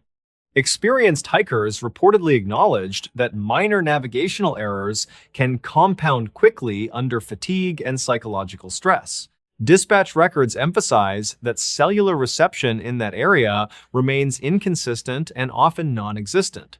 Still, all three hikers reportedly carried functional compasses and printed maps at departure. County files from 2011 reference a brief radio transmission intercepted late Saturday night by a passing truck driver traveling outside Covington. The recording captured fragmented speech mixed with sustained wind interference and static distortion. Investigators were unable to verify whether the signal originated from equipment carried by the hikers or unrelated radio traffic. Records conflict regarding the precise time that transmission was logged. No additional signals were detected afterward in dispatch archives. In the final summary report, officials concluded the deaths resulted from separate accidents influenced by terrain, isolation, and environmental stressors. There was no evidence of coordinated foul play and no indication of third-party involvement, according to state records. Each fatality was categorized independently, despite occurring within the same confined region of forest. The area remained open to the public within the boundaries of the George Washington and Jefferson National Forests without new restrictions. Today, hikers continue to traverse those ridgelines in western Virginia during spring and autumn seasons. The voluntary trail register near Covington still collects names written carefully before departures into the backcountry. Weather patterns remain generally mild during comparable months, and official safety guidance has not changed since 2011. Yet for those who reviewed archived notes, dispatch logs, and conflicting timestamps, the compressed sequence remains unsettled. Over 4 days in 2011, the woods of Virginia took them one by one. Only one person returned to the car that night, and every official record agrees the storm erased everything else. What happened at that isolated gas stop remains disputed, preserved only in dispatch logs, partial camera footage, and the memories of those who waited. Before we begin, tell me, where are you listening from, and what time is it there? Rory Bell was 32 and worked maintenance for a regional rail yard that operated without pause for weather or holidays. He finished an unexpected overtime shift just after dusk, with snow already climbing the chain-link fencing around the yard. With him were Lisa Quinn, who was 28 and managed shift scheduling at the same facility, and Merrick Doyle, who was 35 and inspected incoming freight cars. They had carpooled for months during storm season to cut fuel costs. The plan for the night was ordinary and practical by every account: reach the river town before road crews shut the highway down completely. Their sedan was already running low after the extended shift hours stretched far past schedule. The low fuel warning chimed just past the county line marker. The nearest open station sat alone along a narrow service road hidden behind a dark wall of pine trees. It had one pump island, a small glass front office, and overhead lighting that flickered when gusts surged.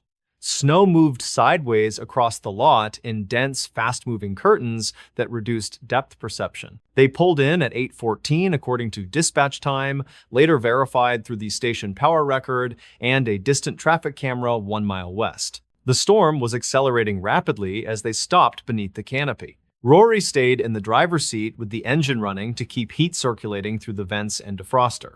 Lisa stepped out to operate the pump, and Merrick followed to check the rear tires for visible damage. The clerk watched from inside through glass heavy with frost, later reporting 3 figures moving beneath the stark canopy lights.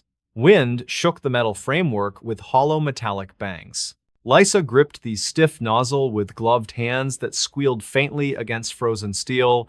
Merrick crouched near the tire, illuminating the tread with his phone light. Rory observed their shapes blur and sharpen through the spinning snow. Ice rattled along the hood and windshield as gusts funneled into the open canopy sides. The clerk turned away briefly to prepare coffee and warm his hands at the counter. That short moment later became one of the most examined details in the entire investigation. Rory told investigators he glanced down at his phone to confirm a work logistics message that could not wait. He estimated less than 1 minute passed before he raised his eyes again. When he looked back up, only Lisa remained beside the pump. The shape that had been Merrick near the tire was no longer visible anywhere in the lot. Rory cracked the window and called Merrick by name, but the wind swallowed the sound instantly. Lisa stood rigid and fixed her gaze toward the dark boundary of the lot. Rory stepped out into the cold and felt it cut through his coat immediately. The storm roared with a pressure that made normal conversation impossible even at close range. He reached Lisa and asked where Merrick went. She said Merrick had walked toward the trees to take a phone call because reception near the car kept dropping. She described a brief backward wave, his phone lifted near his face, and then his outline dissolving into the blowing snow near the service road edge. She assumed he kept moving forward. Rory headed in that direction and shouted again, but visibility shifted constantly between 20 and 30 feet. Beyond that distance, everything dissolved into a moving wall of white. He returned to the car to retrieve his flashlight and aimed the narrow beam into the snow. The light reflected off endless airborne ice and revealed only tree trunks at the outer edge. Rory walked 10 careful steps into the powder and felt the ground slope downward away from the lot. Wind shoved against his chest hard enough to break his balance twice. A sudden gust rose into a sound later described as tearing fabric across the open lot. Visibility collapsed entirely, and the beam reflected back in blinding sheets. Rory turned back immediately and located the car by its headlamps glowing weakly through the storm haze. Lisa stood near the passenger door, visibly shaking and breathing fast. The clerk stepped into the doorway, yelling that they needed to clear the forecourt because drifting was building under the canopy. Snow had already begun piling around the pump island. Rory paid in cash, with fingers already losing sensation, and hurried back into the driver's seat. The doors closed, and the heater labored against the invading cold. They waited in the car for several minutes with the windows partly cracked, calling Merrick into the storm again and again. No reply came back through the wind. At 8:24, Rory called emergency services and reported a missing man last seen walking toward the trees during active severe snowfall. The dispatcher instructed him to remain sheltered and avoid entry into the storm. Road closures delayed response units across multiple sectors. A deputy and a volunteer search team arrived 32 minutes later after navigating blocked lanes and drifting highway sections. By the time searchers reached the station, the storm had already erased all surface tracks around the lot and service road boundary. Fresh snow lay smooth and unbroken from every angle. Teams moved slowly along the tree line using poles and mounted lights. They swept the shallow slope and surrounding brush in overlapping lanes with careful spacing. No footprints were found, no broken branches appeared, no fallen phone or clothing fragments surfaced in the snow. 2 hours into the operation, thermal imaging was deployed across the projected walking radius. It returned no heat signatures consistent with a living person. That result weakened the first working theory of rapid hypothermia collapse somewhere near the tree line. Nothing active registered anywhere near the search perimeter. Investigators then shifted to the possibility of a passing vehicle along the service road. Archived traffic footage from both directions showed no cars or trucks throughout the verified window. Security camera review revealed a 19-second blackout caused by a brief electrical fluctuation at the station. Before the gap, Marek stands by the wheel with phone in hand. After the image returns, only 2 figures remain beneath the canopy while heavy snow fills the air. No movement toward the tree line appears within the narrow camera angle. Dispatch records preserved Rory's initial call and a follow-up call from the clerk, verifying that no individual remained outside the station structures. Additional passerby statements offered no confirmation. Carrier records traced Marek's phone signal to the immediate station area until 8:16. After that final data point, the device transmitted nothing and was never recovered. Search coordination expanded outward along the service road and into frozen drainage culverts guided by terrain analysis and walking range estimates. All assigned grids returned negative results. Helicopter assistance was considered but canceled due to zero visibility and dangerous crosswinds. Ground teams continued until early morning when conditions finally eased. As daylight broke, new crews resumed the search with fresh eyes and full visibility.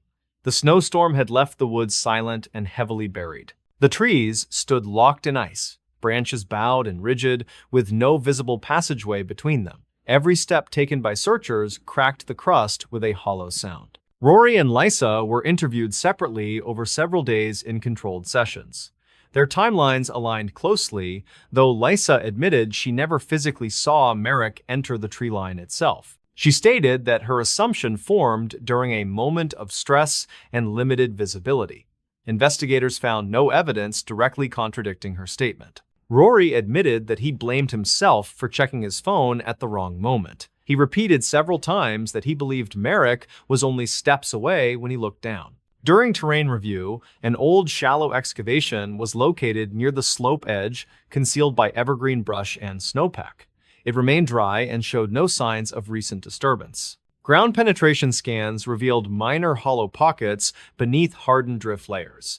None indicated recent collapse capable of concealing a person beneath the surface. Crews also examined an abandoned logging trail that ran deeper into the woods beyond the immediate tree line. That trail was completely buried and showed no disturbance. Weeks later, during seasonal thaw, a single boot imprint appeared near a melt channel at the edge of the lot. The toe orientation aimed generally toward the trees. Weather logs confirmed fresh accumulation buried the area less than 1 hour after the station stop. The print size aligned with Merrick footwear range, but lacked confirmatory tread damage. No second track of the same depth layer could be isolated in surrounding melt zones. Freeze-thaw cycles had softened all adjacent impressions beyond usable comparison. Personal history checks revealed no financial distress, no unresolved conflicts, and no indication that Marek intended to disappear. His phone records showed only routine contacts. Family members described him as cautious in winter conditions and unlikely to enter the trees without clear reason. That made his disappearance even harder to reconcile. With no physical body, no evidence of vehicular involvement, and no verified trail, the case entered cold status within the same winter season. Merrick Doyle was officially classified as missing under hazardous weather conditions. Rory left the rail yard within 6 months and relocated to a southern state. He later told coworkers he still hears wind whenever rooms fall completely silent at night. He avoided phone use during travel afterward and refused winter driving whenever possible. Friends said he never spoke about the storm unless pressed. Lisa transferred off winter shifts permanently and avoids long rural highways during freezing conditions. She declined all further interview requests after the first year passed. She later told a coworker that she sometimes dreams she sees Merrick standing just beyond visible range, waiting at the edge of the trees. The station continued operating and installed a taller canopy and higher intensity lighting the following winter. Emergency lighting and ground markings were also added. No additional disappearances have been reported at that site. Still, the incident remains well known among long-distance drivers during winter months. Every winter, the county quietly reviews the archived file and reaches the same unmoving boundary of evidence. 3 people stopped for gas in a snowstorm, and only 1 person came back. What remains is a narrow window of time where wind erased movement and visibility denied certainty. In that space, a man stepped away from light and never returned. The storm passed by morning, but the question it created has never found shelter from the cold.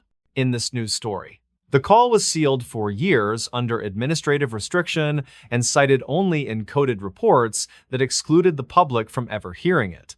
It surfaced only after a routine records audit forced an accidental file migration. On Christmas Eve of 2011, emergency dispatch operations in the small rural county were already strained by weather-related accidents and stranded motorists. Snow moved in uneven bands across open farmland and tree-dense back roads. At 7:51 that evening, a call appeared from a prepaid mobile phone with no registered owner attached to the account. Signal analysis placed the caller near a remote county road that cut through wooded property. The caller identified herself as a babysitter named Callie Renner and requested immediate police assistance for suspicious activity. Records later confirmed she was 21 and enrolled at a nearby community college. She said she was watching two children at a rented farmhouse while the parents attended a charity event in a neighboring town. The address matched a seasonal rental used only a few times each winter. At the start of the call, her voice sounded steady but strained beneath carefully controlled breathing. She reported persistent knocking at the back door and movement near the tree line behind the house. The dispatcher asked if anyone else was inside the home with her at that moment. Callie confirmed both children were upstairs asleep and that she was alone on the main floor. She added that the property owner had warned about occasional trespassers during hunting season, but claimed they usually left when ignored. The knocking had continued without pause for several minutes. The dispatcher instructed her to secure all doors and windows and then move to a locked room with the children if possible. Callie replied that every visible entrance was already locked. During the call, faint, dull impacts were audible in the background at irregular intervals. Callie described the sound as slow, heavy knocks rather than quick tapping. She moved carefully through the house while staying on the line and checking the front door and side windows one at a time. Snow could be faintly heard crunching outside through the insulated glass. When she reached the rear of the house, her breathing altered and became uneven with rising tension. She said she could see shadows crossing the snow near the tree line beneath a motion light. The dispatcher asked how many figures she could see through the drifting snowfall. Callie hesitated and said she could not tell clearly because the visibility kept shifting. She was told to move away from the back entrance immediately and remain on the phone without interruption. The dispatcher advised that deputies were already being routed toward her location. At 8:02, Callie whispered that the back door handle had begun to move slowly. The metallic rattle was faint but clearly audible across the open line. She said she was afraid of waking the children upstairs with her movement and whispered footsteps. The dispatcher responded that safety was the priority and the children needed to be moved. Callie began walking upstairs while keeping the phone pressed tightly against her ear. Her footsteps were audible on the wooden stairs as light, hurried movements. Halfway up the staircase, the knocking resumed at the back door with greater force. This time, the sound carried clearly through the structure of the house. Callie retrieved the first child from a bedroom and whispered that they were going to play a quiet game together. The child responded with confusion, but did not cry. She then moved to the second bedroom and gathered the younger child as well.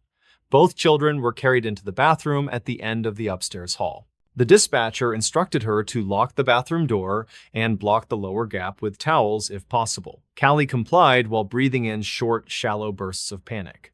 At 8:07, a new sound entered the call from below on the first floor.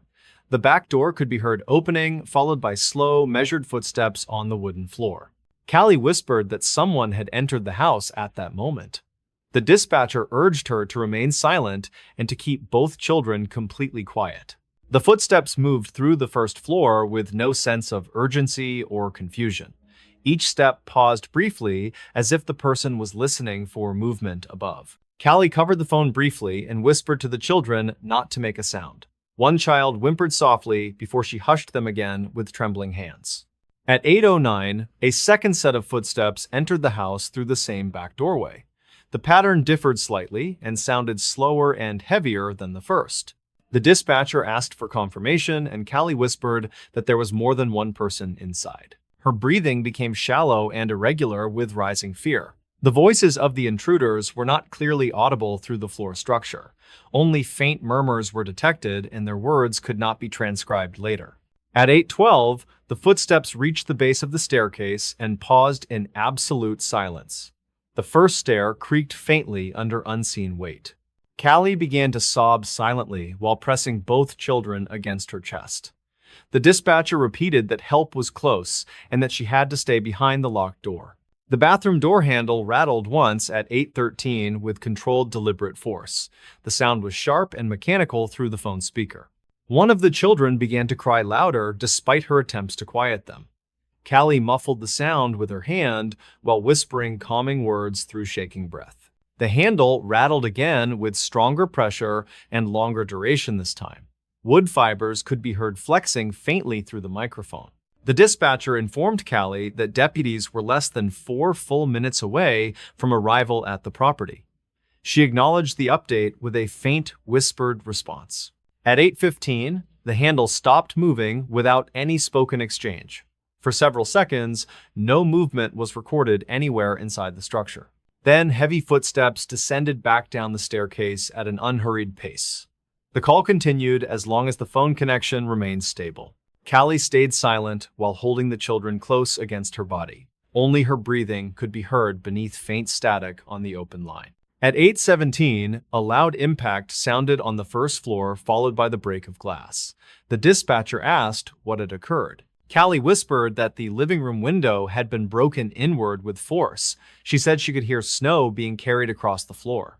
At 8:19, the intruders moved back toward the staircase with faster movement. Their steps no longer hesitated with careful pacing. The dispatcher urged Callie to remain quiet and stay locked in place without speaking. Distant sirens became faintly audible across the call recording. The footsteps paused on the stair landing once again in heavy silence. A light tapping touched the ceiling above the bathroom and produced a hollow echo. At 8:21, the bathroom door handle was tested again with sustained pressure. Callie pressed her full weight against the door in response. The older child tried to speak before she covered their mouth again. Her breathing became loud through suppressed panic. The handle twisted to its locked limit and held there for several seconds without movement, then the pressure ceased without explanation. Footsteps receded back down the stairs at a measured pace. The dispatcher instructed Callie to remain where she was until officers announced their presence. At 8:24, multiple voices were heard on the call, issuing loud verbal commands. The intruders fled through the shattered living room window. Deputies entered the home less than 1 minute later and secured each room methodically. They found no other individuals inside the structure. Callie and both children were escorted out unharmed through the front entrance. All exterior doors remained locked except for the broken living room window. No suspects were located during the initial perimeter sweep of the surrounding woods. Fresh footprints were visible in the snow but dispersed near the tree line. The parents returned under police escort later the same evening. They confirmed nothing of value had been taken and no prior threats had been received. The official report classified the incident as attempted burglary involving unknown suspects. No clear motive for the delayed intrusion was ever identified. Audio analysts later reviewed the complete call and noted several procedural anomalies. The intruders never rushed and never attempted forced entry into the bathroom. The dispatcher behavior was also quietly flagged for internal review. Certain procedural statements required by policy were missing from the recorded response. Within 36 hours, the entire audio file was sealed under administrative restriction. Callie was advised not to speak publicly about the incident. She relocated out of the county within several weeks of the event and declined all further interviews afterward. Her later whereabouts were kept confidential. For more than a decade, the call existed only as a numeric reference within internal records. No member of the public ever heard the recording. In 2023, a routine digital archive migration error transferred the file into an unrestricted directory. Several clerks accessed it before restrictions were reinstated. One clerk later described the call as the most disturbing audio they had ever encountered in professional work. Another requested immediate reassignment afterward. Independent technical review confirmed the original timestamps and routing data were authentic. The dispatcher identity was verified and unchanged.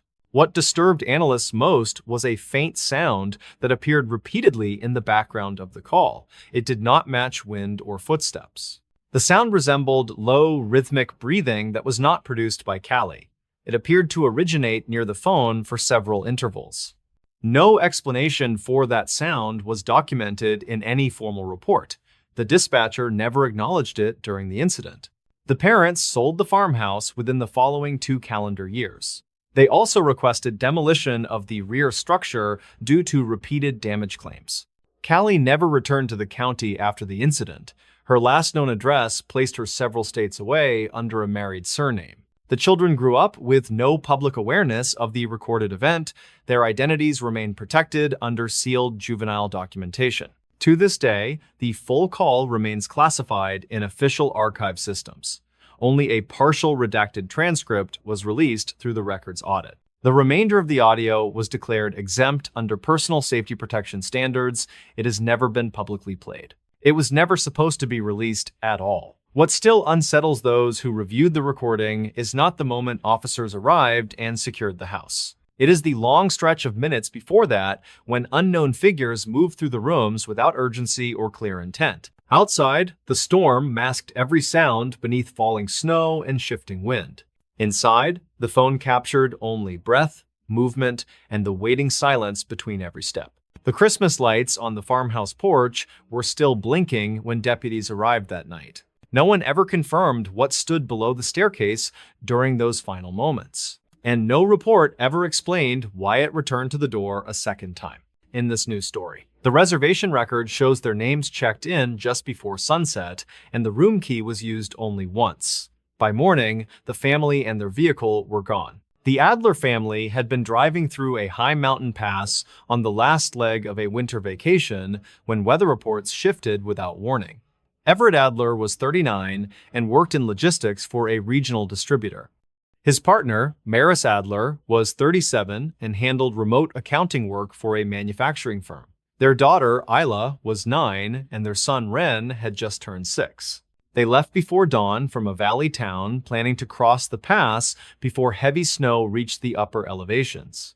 For the first several hours, the drive remained clear and uneventful. By early afternoon, the sky darkened and uneven sheets of cloud and wind began pushing snow sideways across the road. Everett slowed the family van as visibility dropped and traffic thinned to almost nothing.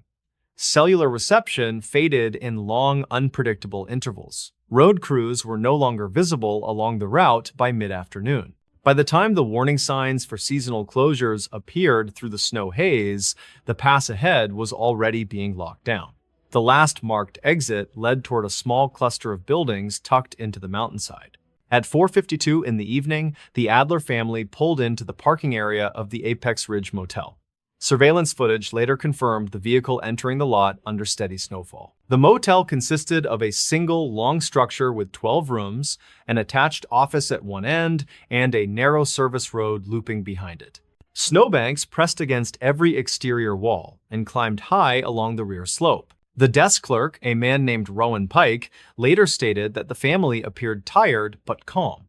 Everett asked only if the road would reopen by morning. Rowan told him it usually did if the storm weakened overnight. Everett paid in cash and signed the register at 5:06. Maris guided the children inside while Everett unloaded 2 small suitcases and a cooler from the van. Room 7 was assigned to them. The door to that room faced the rear service road rather than the main parking lot. That detail would later become one of the most scrutinized elements of the case. Security footage captured Everett carrying the cooler into the room while Maris followed with both children. The door closed and was not recorded opening again that night. According to the motel records, no outgoing phone calls were made from room 7 after check-in, no maintenance requests were logged, no visitors were recorded at any point. By 10 that evening, the storm intensified. Wind forced snow horizontally across the property and built fresh drifts around all parked vehicles. Power remained stable, but visibility dropped to near zero. Rowan closed the front office at 11 after completing his final exterior check. He later stated that room 7 showed no interior light at that time. Overnight, the storm continued to build. Wind-driven snow reshaped the lot repeatedly. By morning, nearly every vehicle was partially buried to the door line.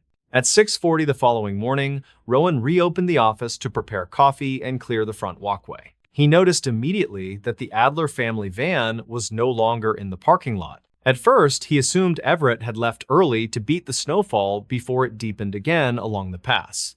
However, the chain barrier across the rear service road remained locked in place. Rowan then checked behind the building and found no fresh tire tracks in the overnight accumulation. Snow lay unbroken behind where the van had been parked. He approached room 7 and knocked after receiving no sound from within. No movement answered through the walls. The door remained locked from the inside. Using the master key at 7:03, Rowan opened the room. The interior appeared untouched by hurried departure. Both suitcases remained neatly stacked near the wall. The cooler sat closed beside the small table. Winter coats and boots were still lined in pairs near the entry. The beds showed partial impressions as those slept in. The bathroom sink contained fresh moisture from recent use. The children's small backpacks were still resting against the far bed. Everett wallet and Maris handbag were both discovered on the nightstand.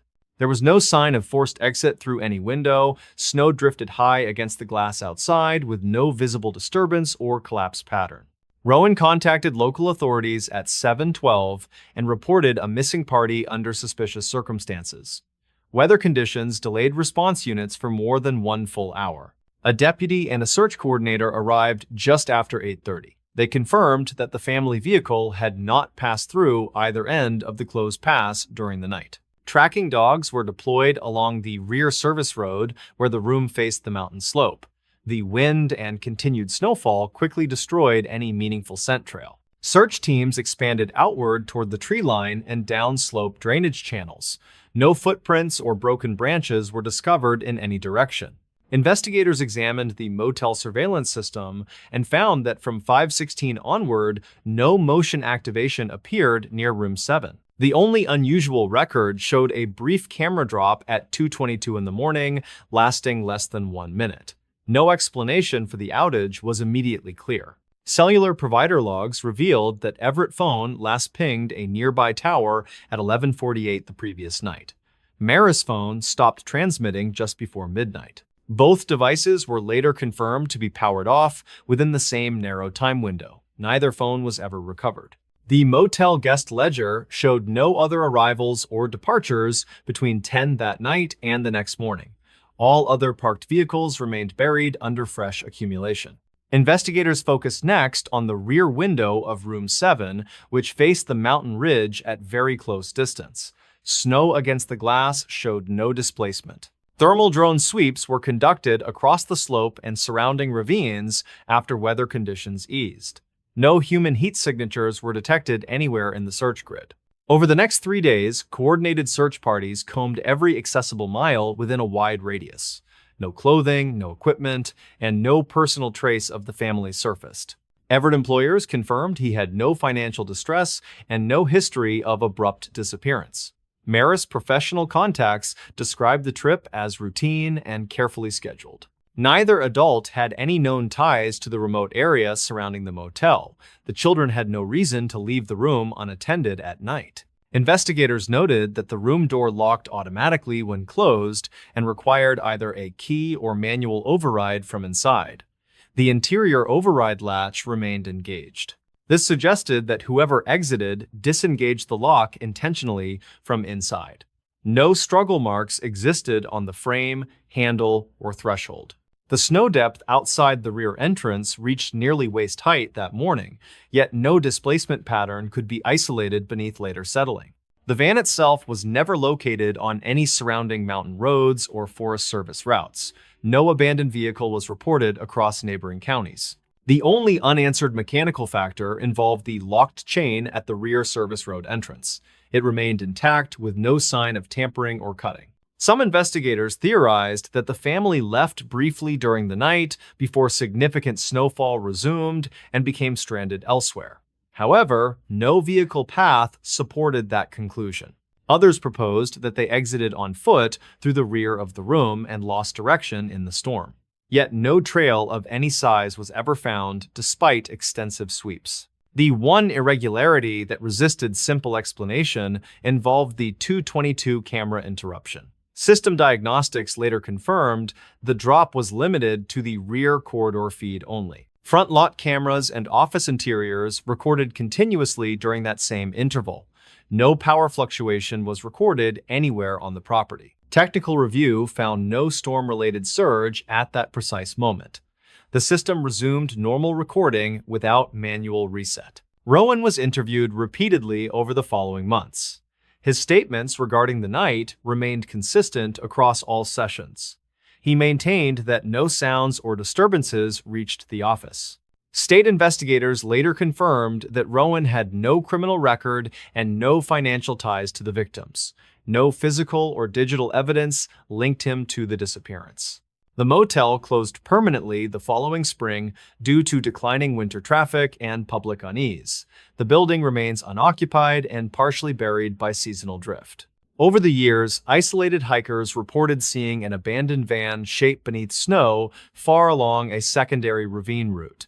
Each report was investigated with no physical confirmation found. 5 years after the disappearance, a fragment of children-patterned fabric was recovered near an avalanche chute more than 6 miles from the motel. The material could not be conclusively matched. No DNA could be extracted due to environmental degradation. The find was logged and returned to evidence storage without assignment. The Adler family was officially declared missing under hazardous winter conditions. No cause of disappearance was ever assigned. Rowan Pike left the county 2 months after the motel closed. He later refused all media inquiry and declined to testify beyond his original statement. The case remains open with no living witnesses beyond the last person who watched them enter the room. Every winter, the pass still closes without warning when storms rise from the western ridge. The Apex Ridge Motel sign remains half buried in snow. Room 7 has never been rented again. What happened between the locked door and the buried road remains an unverified gap in the record shaped only by absence. All that remains certain is that a family checked into a frozen mountain motel, and they were never seen leaving it in this new story. The recorder captured only one clear sentence before the signal collapsed. That single voice became the final confirmed human sound from inside the lodge. The Arrow Peak Ski Lodge sits above a winding mountain road that closes each winter when snow overtakes the upper switchbacks. It had been shuttered for 8 years after structural damage made it unsafe for guests. In late February of 2019, a small maintenance survey was authorized to assess whether the building could be salvaged. The task fell to a contracted inspections team working for the county. The team consisted of 3 people assigned to document interior damage and retrieve any remaining service records. Their names were later released only in redacted form through investigation summaries. The youngest of the 3 was a man named Keaton Marsh, who was 26 and worked as an audio systems technician. He had been hired to test wiring and salvage recording equipment stored inside the lodge. The other 2 inspectors were stationed outside to evaluate roof stability and snow load distribution. Keaton was the only one cleared to enter the interior that afternoon. Weather conditions at mid-elevation were unstable but within accepted survey limits. Winds remained strong, but snowfall had eased to intermittent flurries. At 2:13 in the afternoon, Keaton entered through a side service door that had been partially cleared of drift. He wore a body camera, a headlamp, and carried a portable audio recorder. The interior of the lodge had been without power for several years. Light entered only through broken window panels and gaps in frost-clouded skylights. Dispatch logs show that Keaton initiated a routine check-in with his team every 10 minutes. His voice was calm and professional during the first 2 updates. At 2:23, he reported significant water damage on the first floor and signs of roof collapse above the main dining area. He continued moving deeper into the structure without incident. At 2:34, the recorder documented the sound of Keaton climbing the central staircase toward the upper guest levels. His breathing was steady and unlabored. The audio feed captured his commentary on sagging beams and frozen plumbing lines. Every observation matched later video review from the body camera. At 2:46, Keaton reached the former guest corridor on the 3rd level where staff housing had once been located. Temperature readings dropped several degrees at that elevation. He commented on the silence inside the building and noted that heavy snow outside had dampened external wind noise almost completely. At 2:51, the recorder picked up a faint background sound that was not initially identified by analysts.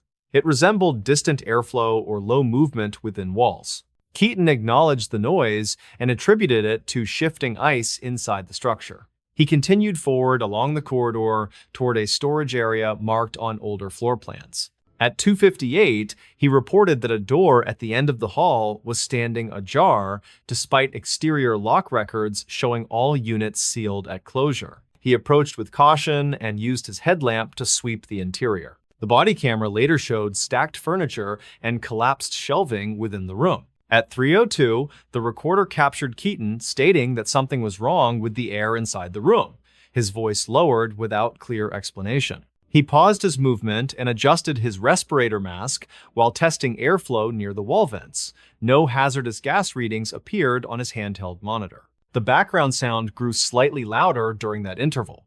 Analysts later isolated it as rhythmic in nature rather than continuous mechanical noise. At 3:05, Keaton's voice changed in tone as he stated that he believed he heard someone speaking from deeper within the lodge. His outside team responded that no one else was authorized on site and no additional contractors were present that day. Keaton advanced several steps back into the corridor and called out to identify any unauthorized person inside the structure. No spoken response was captured on the recorder. Only the continuing low sound remained beneath his voice. At 3:07, Keaton stated that the sound appeared to be coming from below the floor near the ski locker access. The ski locker wing had suffered partial collapse during a previous winter and was considered unstable. Keaton had not been assigned to enter that area. Despite this, he descended a short auxiliary stairwell that connected the third floor to the lower locker level. The body camera feed showed heavy frost along railing surfaces and thick ice on concrete walls. His footing became cautious and deliberate. At 3:11, Keaton reported visual confirmation of movement shadows near the far end of the locker hall. His breathing became audible through the mask. He called out again with his first name and asked for verbal confirmation from anyone inside. The question echoed empty through the corridor. The rhythmic background sound increased in volume and layered over his footsteps.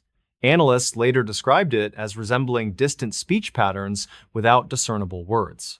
At 3:13, Keaton turned toward a locker room door that stood partially open beneath a collapsed beam. The recorder captured him stating that he was approaching the source of the sound to determine mechanical failure. The body camera view shifted rapidly as his headlamp beam swept across wet concrete and broken locker doors. At 3:14, the recorder captured a second voice for the first time. It was faint, unsteady, and distorted by distance. The words were largely obscured by static, but the presence of another human voice was confirmed by multiple forensic audio technicians. Keaton reacted immediately and asked who was there. His voice showed tension but remained controlled. The unknown voice responded again with a longer phrase that could not be fully transcribed. Only 2 words were isolated with moderate confidence. Those 2 words were help and cold. At 3:15, Keaton stated clearly that he was calling for medical support. He began backing away from the locker room entrance while maintaining visual contact.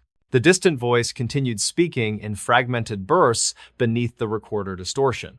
Analysts later documented at least 5 separate utterances. Keaton attempted to approach again after his initial retreat, stating that the person might be injured and unable to move. At 3:16, the body camera feed shook violently as the floor beneath the locker room entrance shifted. A heavy impact sound followed and debris collapsed partially into the corridor.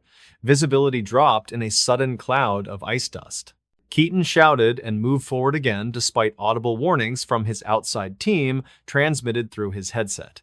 At 3:17, the recorder captured his final clear sentence. "It sounds like you are trapped. I am coming closer." Immediately following that sentence, the audio feed was overwhelmed by a sudden roar of collapsing material and rushing air pressure. The recorder continued capturing sound for 13 more seconds. No additional speech was detected after that point. At 3:18, the signal terminated abruptly. The body camera feed cut to static. Outside monitoring logs show the outside team attempted contact repeatedly with no response. Emergency rescue protocols were initiated within minutes. Due to avalanche risk and interior collapse danger, rescue entry was delayed until the following morning. At first light, search personnel entered through the same side service door Keaton had used. They located his recorder and body camera near the auxiliary stairwell. Keaton himself was found beneath fallen debris near the entrance to the locker wing. He was deceased at the scene due to blunt force trauma. Search crews found no second individual inside the lodge. No trapped person was located in any accessible area. Structural engineers later confirmed that the locker wing collapse occurred during Keaton's approach, likely triggered by internal ice shift. What could not be explained was the verified presence of a second human voice on the audio recording. Extensive review confirmed that no other responders entered the building prior to Keaton, and no radio bleed-through matched the captured sound. The voice did not match any member of the survey team. It also did not match archived radio traffic from emergency channels. Audio specialists filtered out wind noise, equipment feedback, and structural creak sounds. The rhythmic quality of the voice remained intact through every filter. Investigators considered the possibility of delayed sound reflection from earlier recordings left within the lodge.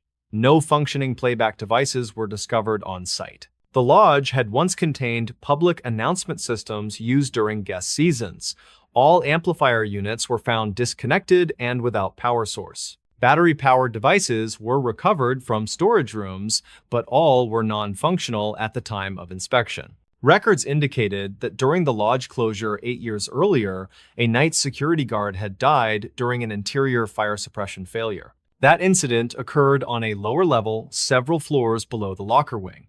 No audio recording from that event existed. The investigation officially concluded that Keaton perished during a structural collapse caused by accumulated ice load failure. The presence of the voice was documented as unexplained ambient noise with no verified human source. The county sealed the full audio record under safety review, releasing only a partial transcript. Several technicians who reviewed the unedited audio reportedly requested removal from similar assignments afterward. The Arrow Peak Ski Lodge remains abandoned.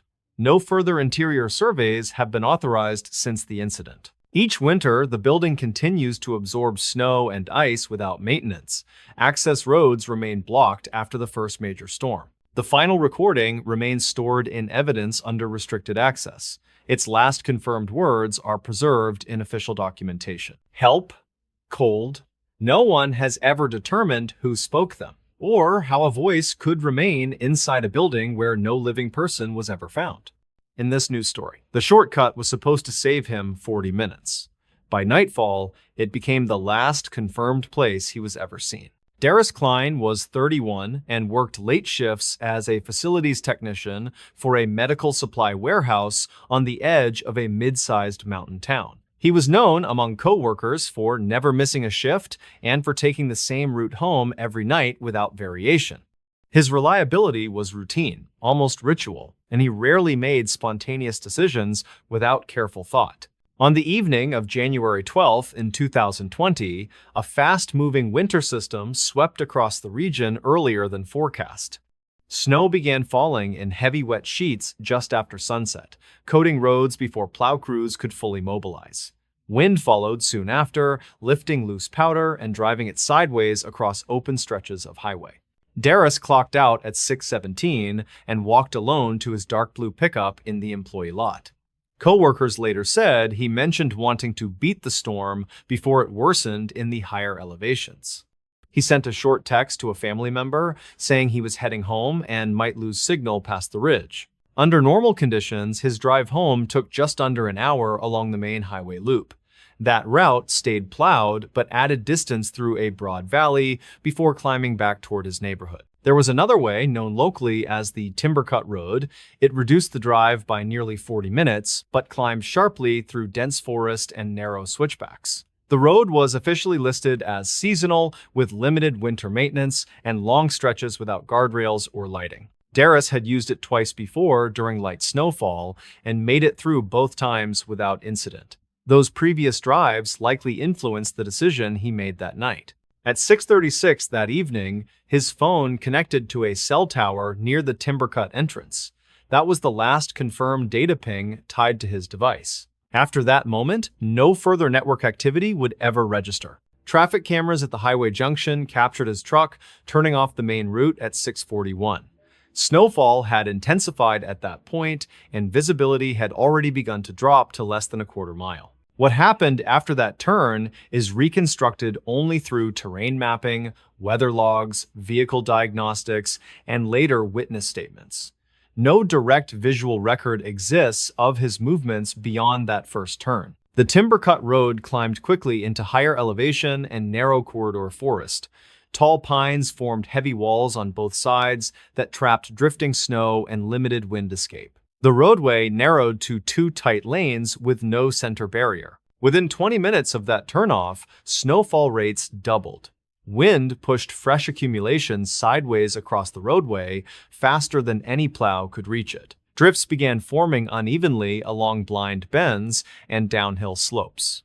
At 7:03, a local resident named Harlan Metz called the county line to report a stranded vehicle partially blocking the timber-cut road near mile marker 6. He described a pickup angled into a snowbank with its hazard lights flashing. Harlan said he slowed but could not safely stop because the shoulder dropped steeply into trees on the downhill side. He did not see a person near the truck but assumed the driver had already gone for help. Response crews were delayed by worsening conditions and another rollover accident on the highway loop.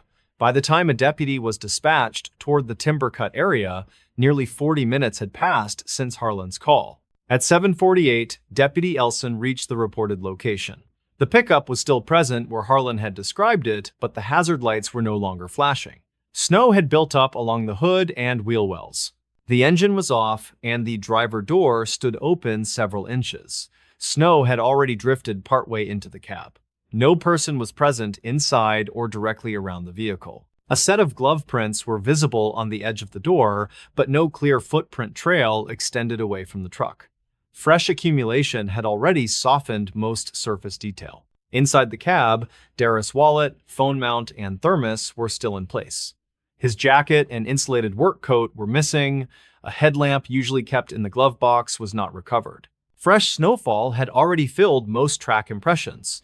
Only a single partial boot print could be identified near the rear tire on the downhill side of the road. Deputy Elson attempted to follow the faint impression toward the tree line. After less than 10 yards, the trail vanished completely beneath new accumulation and wind-driven drift. At 8:12, a formal search was initiated and road closures were ordered on both ends of the timber-cut route. Additional deputies and county rescue volunteers were requested. Thermal scanning units were deployed along the corridor once visibility stabilized enough for safe movement. No heat signatures consistent with a living person were detected within the initial grid. By midnight, snowfall rates and wind gusts made continued searching unsafe. Operations were suspended until morning under cold exposure protocol. When teams returned at first light, nearly 15 inches of new snow covered the entire area where the truck had been found. The road itself was barely distinguishable from the surrounding forest floor. Searchers worked outward in expanding grids along both sides of the road. The forest sloped steeply with hidden ravines and deep drifts forming between fallen logs and exposed roots. No trail of any kind was recovered. No clothing, no dropped tools, no disturbance pattern that could confirm any direction of travel. Investigators later confirmed that Darris' phone battery still held charge when the truck was found. The device was locked but powered off manually rather than shut down by battery loss. Vehicle diagnostics showed no mechanical failure that would have forced him to stop. The fuel tank was half full and no impact damage was recorded. Tire tracks showed he had not attempted aggressive turning or reversing before stopping. Weather logs showed that wind chill values at that elevation dropped below -10 within 30 minutes of his last confirmed movement. Exposed skin could develop frost injury in minutes under those conditions. Hypothermia was listed as the primary environmental risk factor. However, no evidence of collapse, shelter building, or fire attempt was documented anywhere in the search grid. Drone surveys conducted 3 days later after snowfall settled revealed no exposed gear or fabric visible from above. Tree canopy and uneven drifts concealed much of the ground surface. Canine units returned repeatedly over several weeks whenever conditions permitted. Each attempt ended without a confirmed scent trail. Wind and snow were determined to be the primary reason for scent loss. The single witness, Harlan Metz, was re-interviewed multiple times. His account remained consistent. He stated that when he passed, the driver door was already open, but he saw no person nearby. Harlan said he slowed briefly but could not see anyone along the shoulder or between the trees. He assumed the driver had left moments earlier to find help. Roadside phone records revealed no outgoing calls from Darris after he turned on to the Timbercut route. No emergency call was ever placed from his device. Search radius expanded into deeper forest ravines and downslope river channels as spring approached. Snowmelt exposed fallen branches, animal tracks, and runoff debris, but no human trace. Months later, a logging crew reported finding fragments of plastic matching a pickup taillight deep within a drainage basin nearly 2 miles from the road. Forensic comparison could not conclusively match the fragments to Darris' vehicle, though size and color were consistent. No metal debris, paint transfer, or frame material was found nearby. 1 year later, a hiker located a single work glove partially buried beneath regrown underbrush west of the Timbercut corridor. The glove matched the brand issued by Darris' employer. It could not be uniquely tied to him due to lack of serial marking and common regional distribution of the same model. No other personal property was found within several hundred yards of that location. The official case classification remained missing under hazardous winter exposure with probable accidental cause undetermined.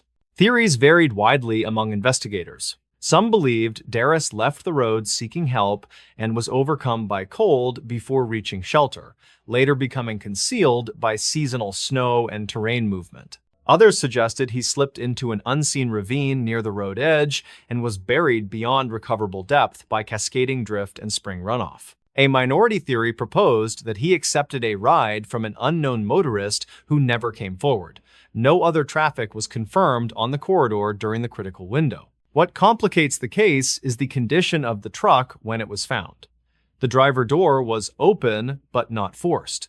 The hazard lights had been activated and later shut off. The engine showed signs of having cooled naturally rather than being abruptly disabled or flooded.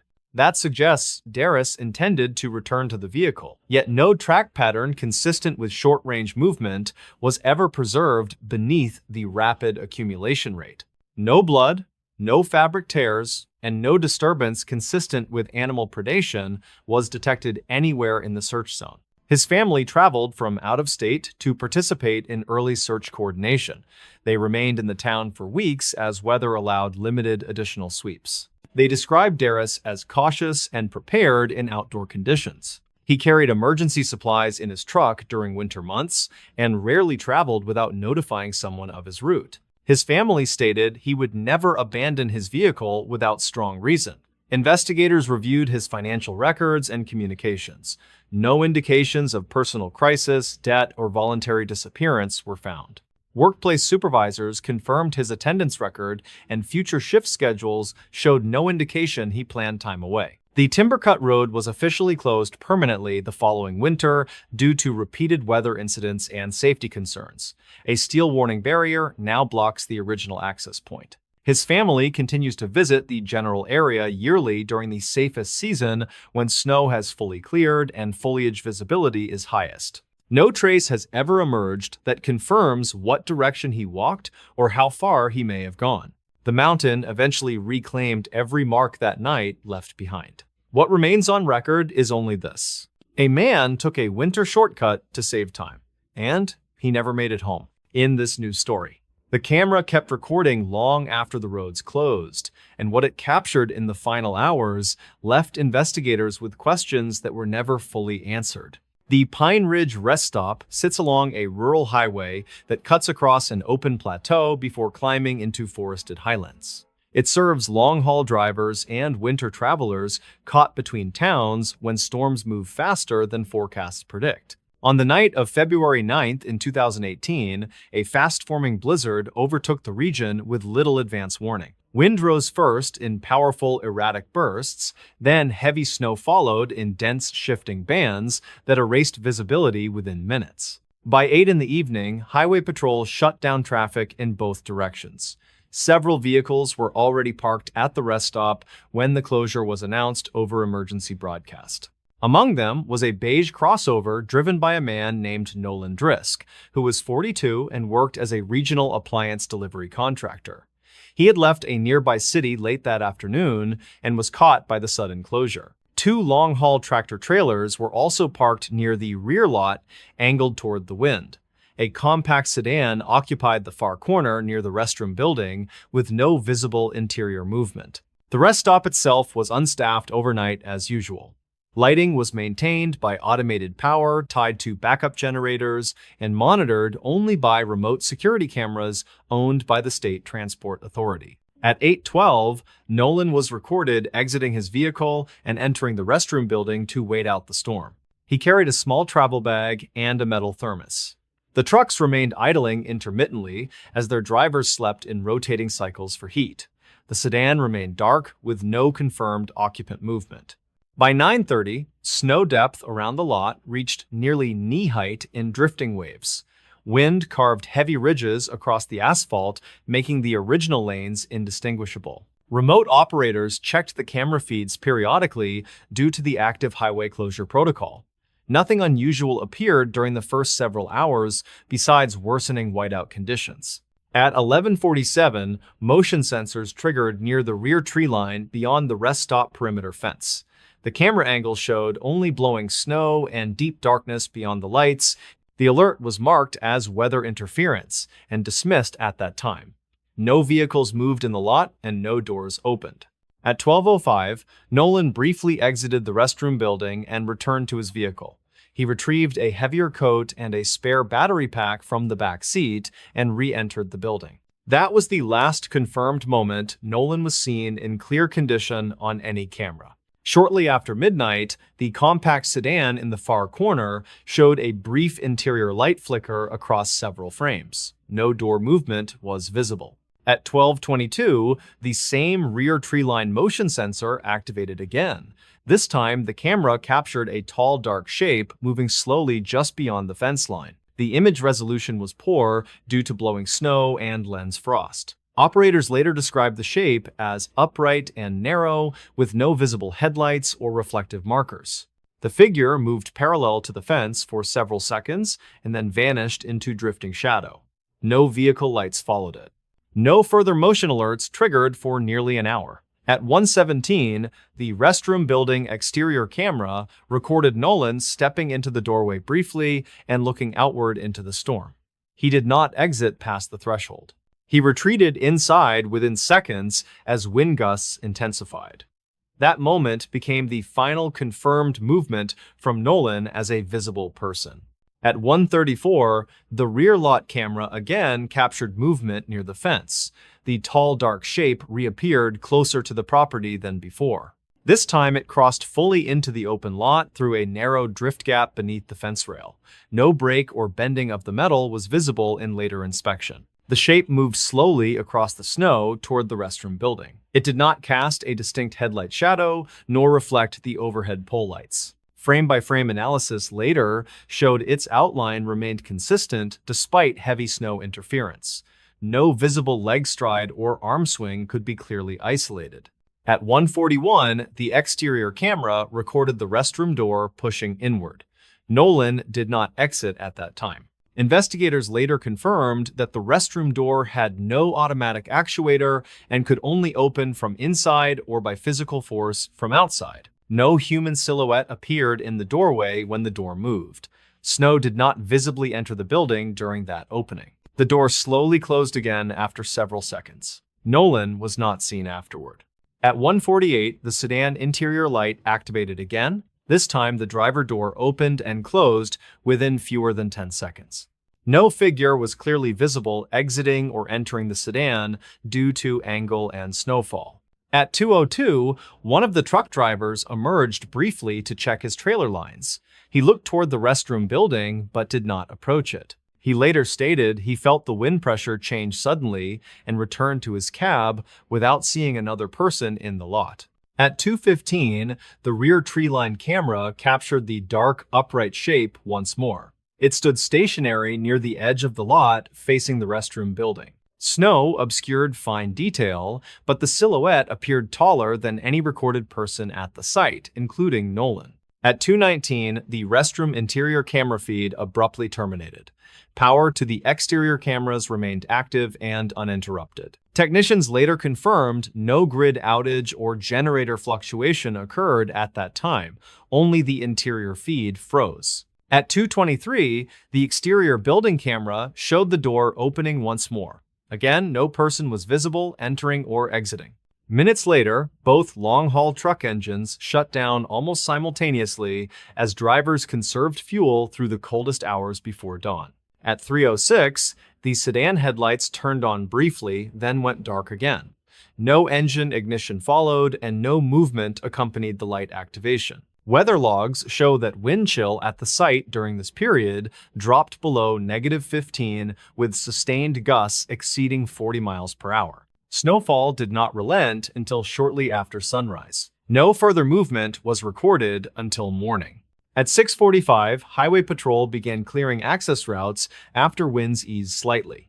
A first unit reached the rest stop at 7:12. Officers immediately noticed Nolan vehicles still parked near the front with the driver door ajar.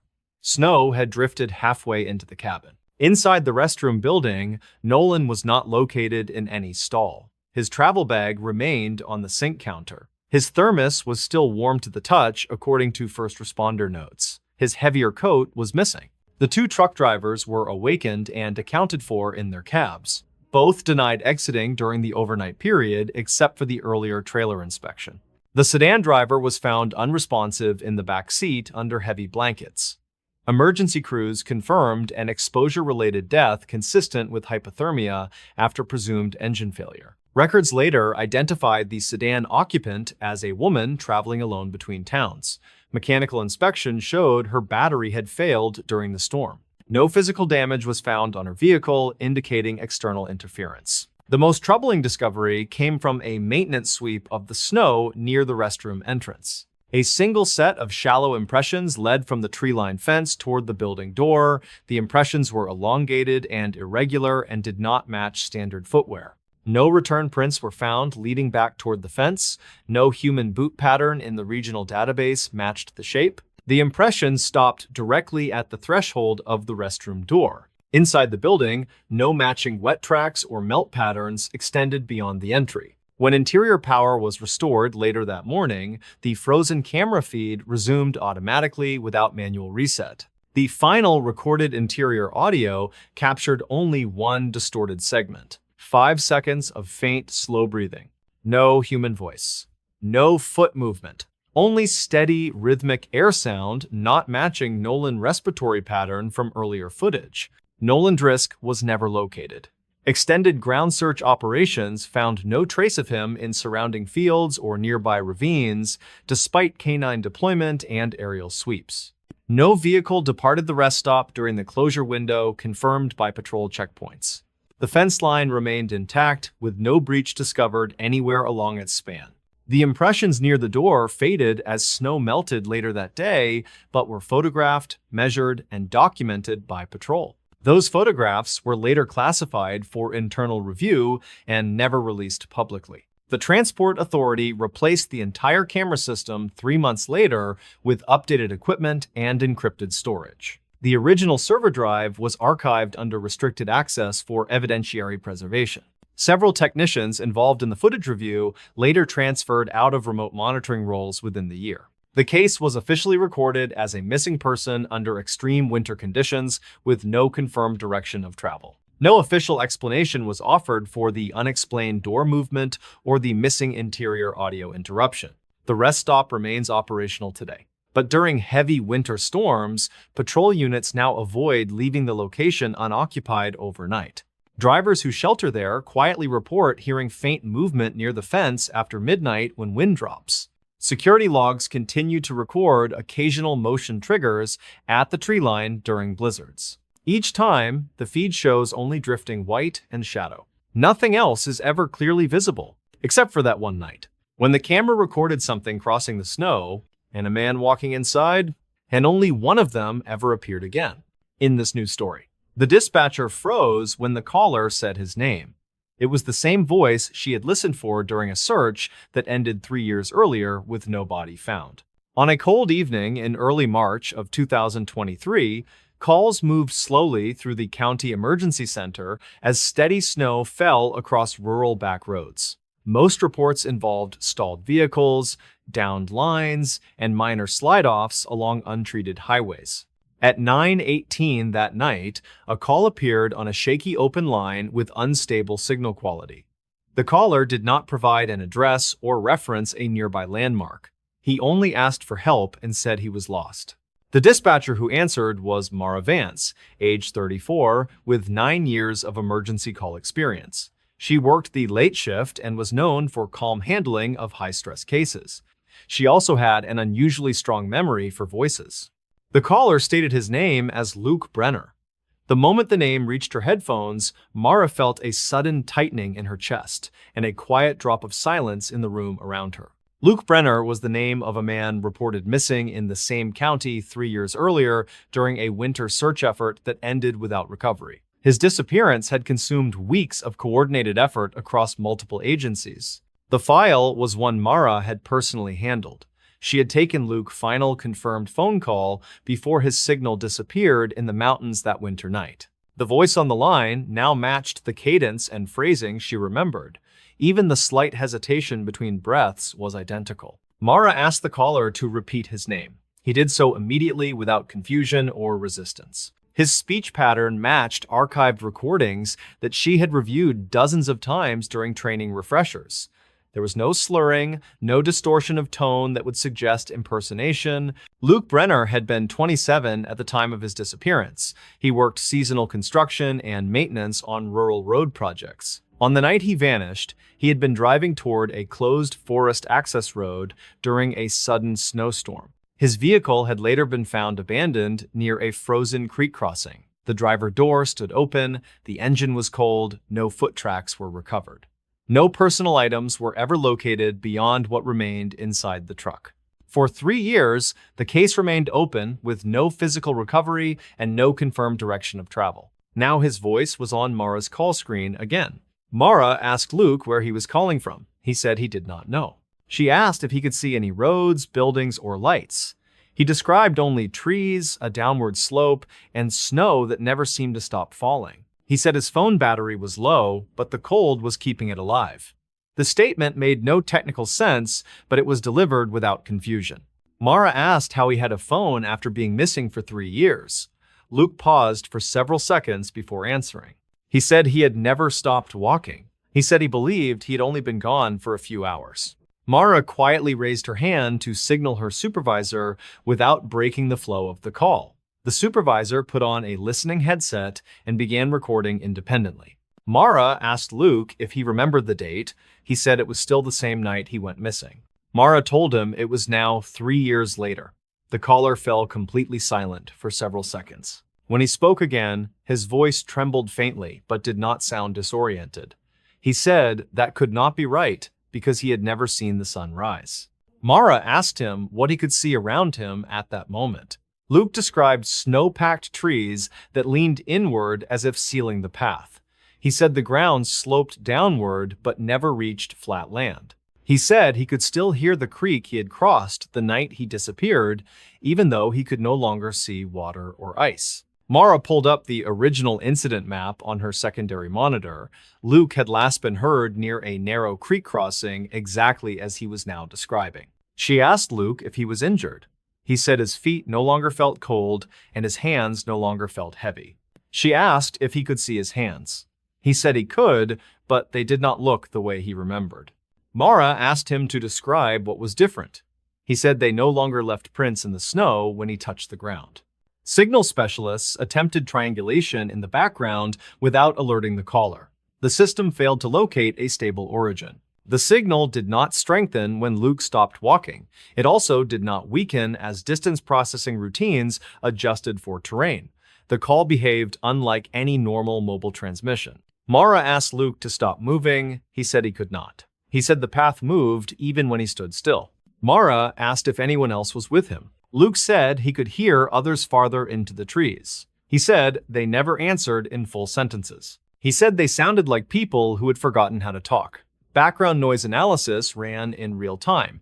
The sound did not match wind, snow movement, animal calls, or recognizable forest ambience. The audio carried no echo. It sounded enclosed, despite Luke repeatedly stating he was outdoors. Mara asked him to describe any landmarks. Luke said there were wooden posts buried in the snow with no signs attached. He said each post leaned inward more sharply than the last, as though marking a corridor that narrowed. Mara compared this with search grid records from 3 years earlier. No such structures existed in the documented area. Mara asked Luke if he could see the sky. He said it was only white and never changed. She asked if it was snowing. He said the snow never landed on him anymore. At 9:34, the supervisor requested a secondary voice confirmation. Another dispatcher spoke briefly to Luke. He responded immediately to both voices without confusion or delay. The transition caused no latency or distortion in the call stream. The phone battery metadata remained static. It did not drop even after extended active time. Mara asked Luke to activate his phone camera. He said there was no option to do that anymore. Mara then asked him to describe what he had done in the hours after he vanished 3 years earlier. Luke said he followed the sound of running water until it stopped sounding like water. He said the sound became like breathing. He said that was the moment he realized the forest no longer had direction. Mara felt her hands trembling but kept her voice steady and slow. She asked Luke if he remembered talking to her the night he went missing. He said he remembered only her voice. He said she was the last person who sounded real. At 9:41, the call distorted suddenly and dropped to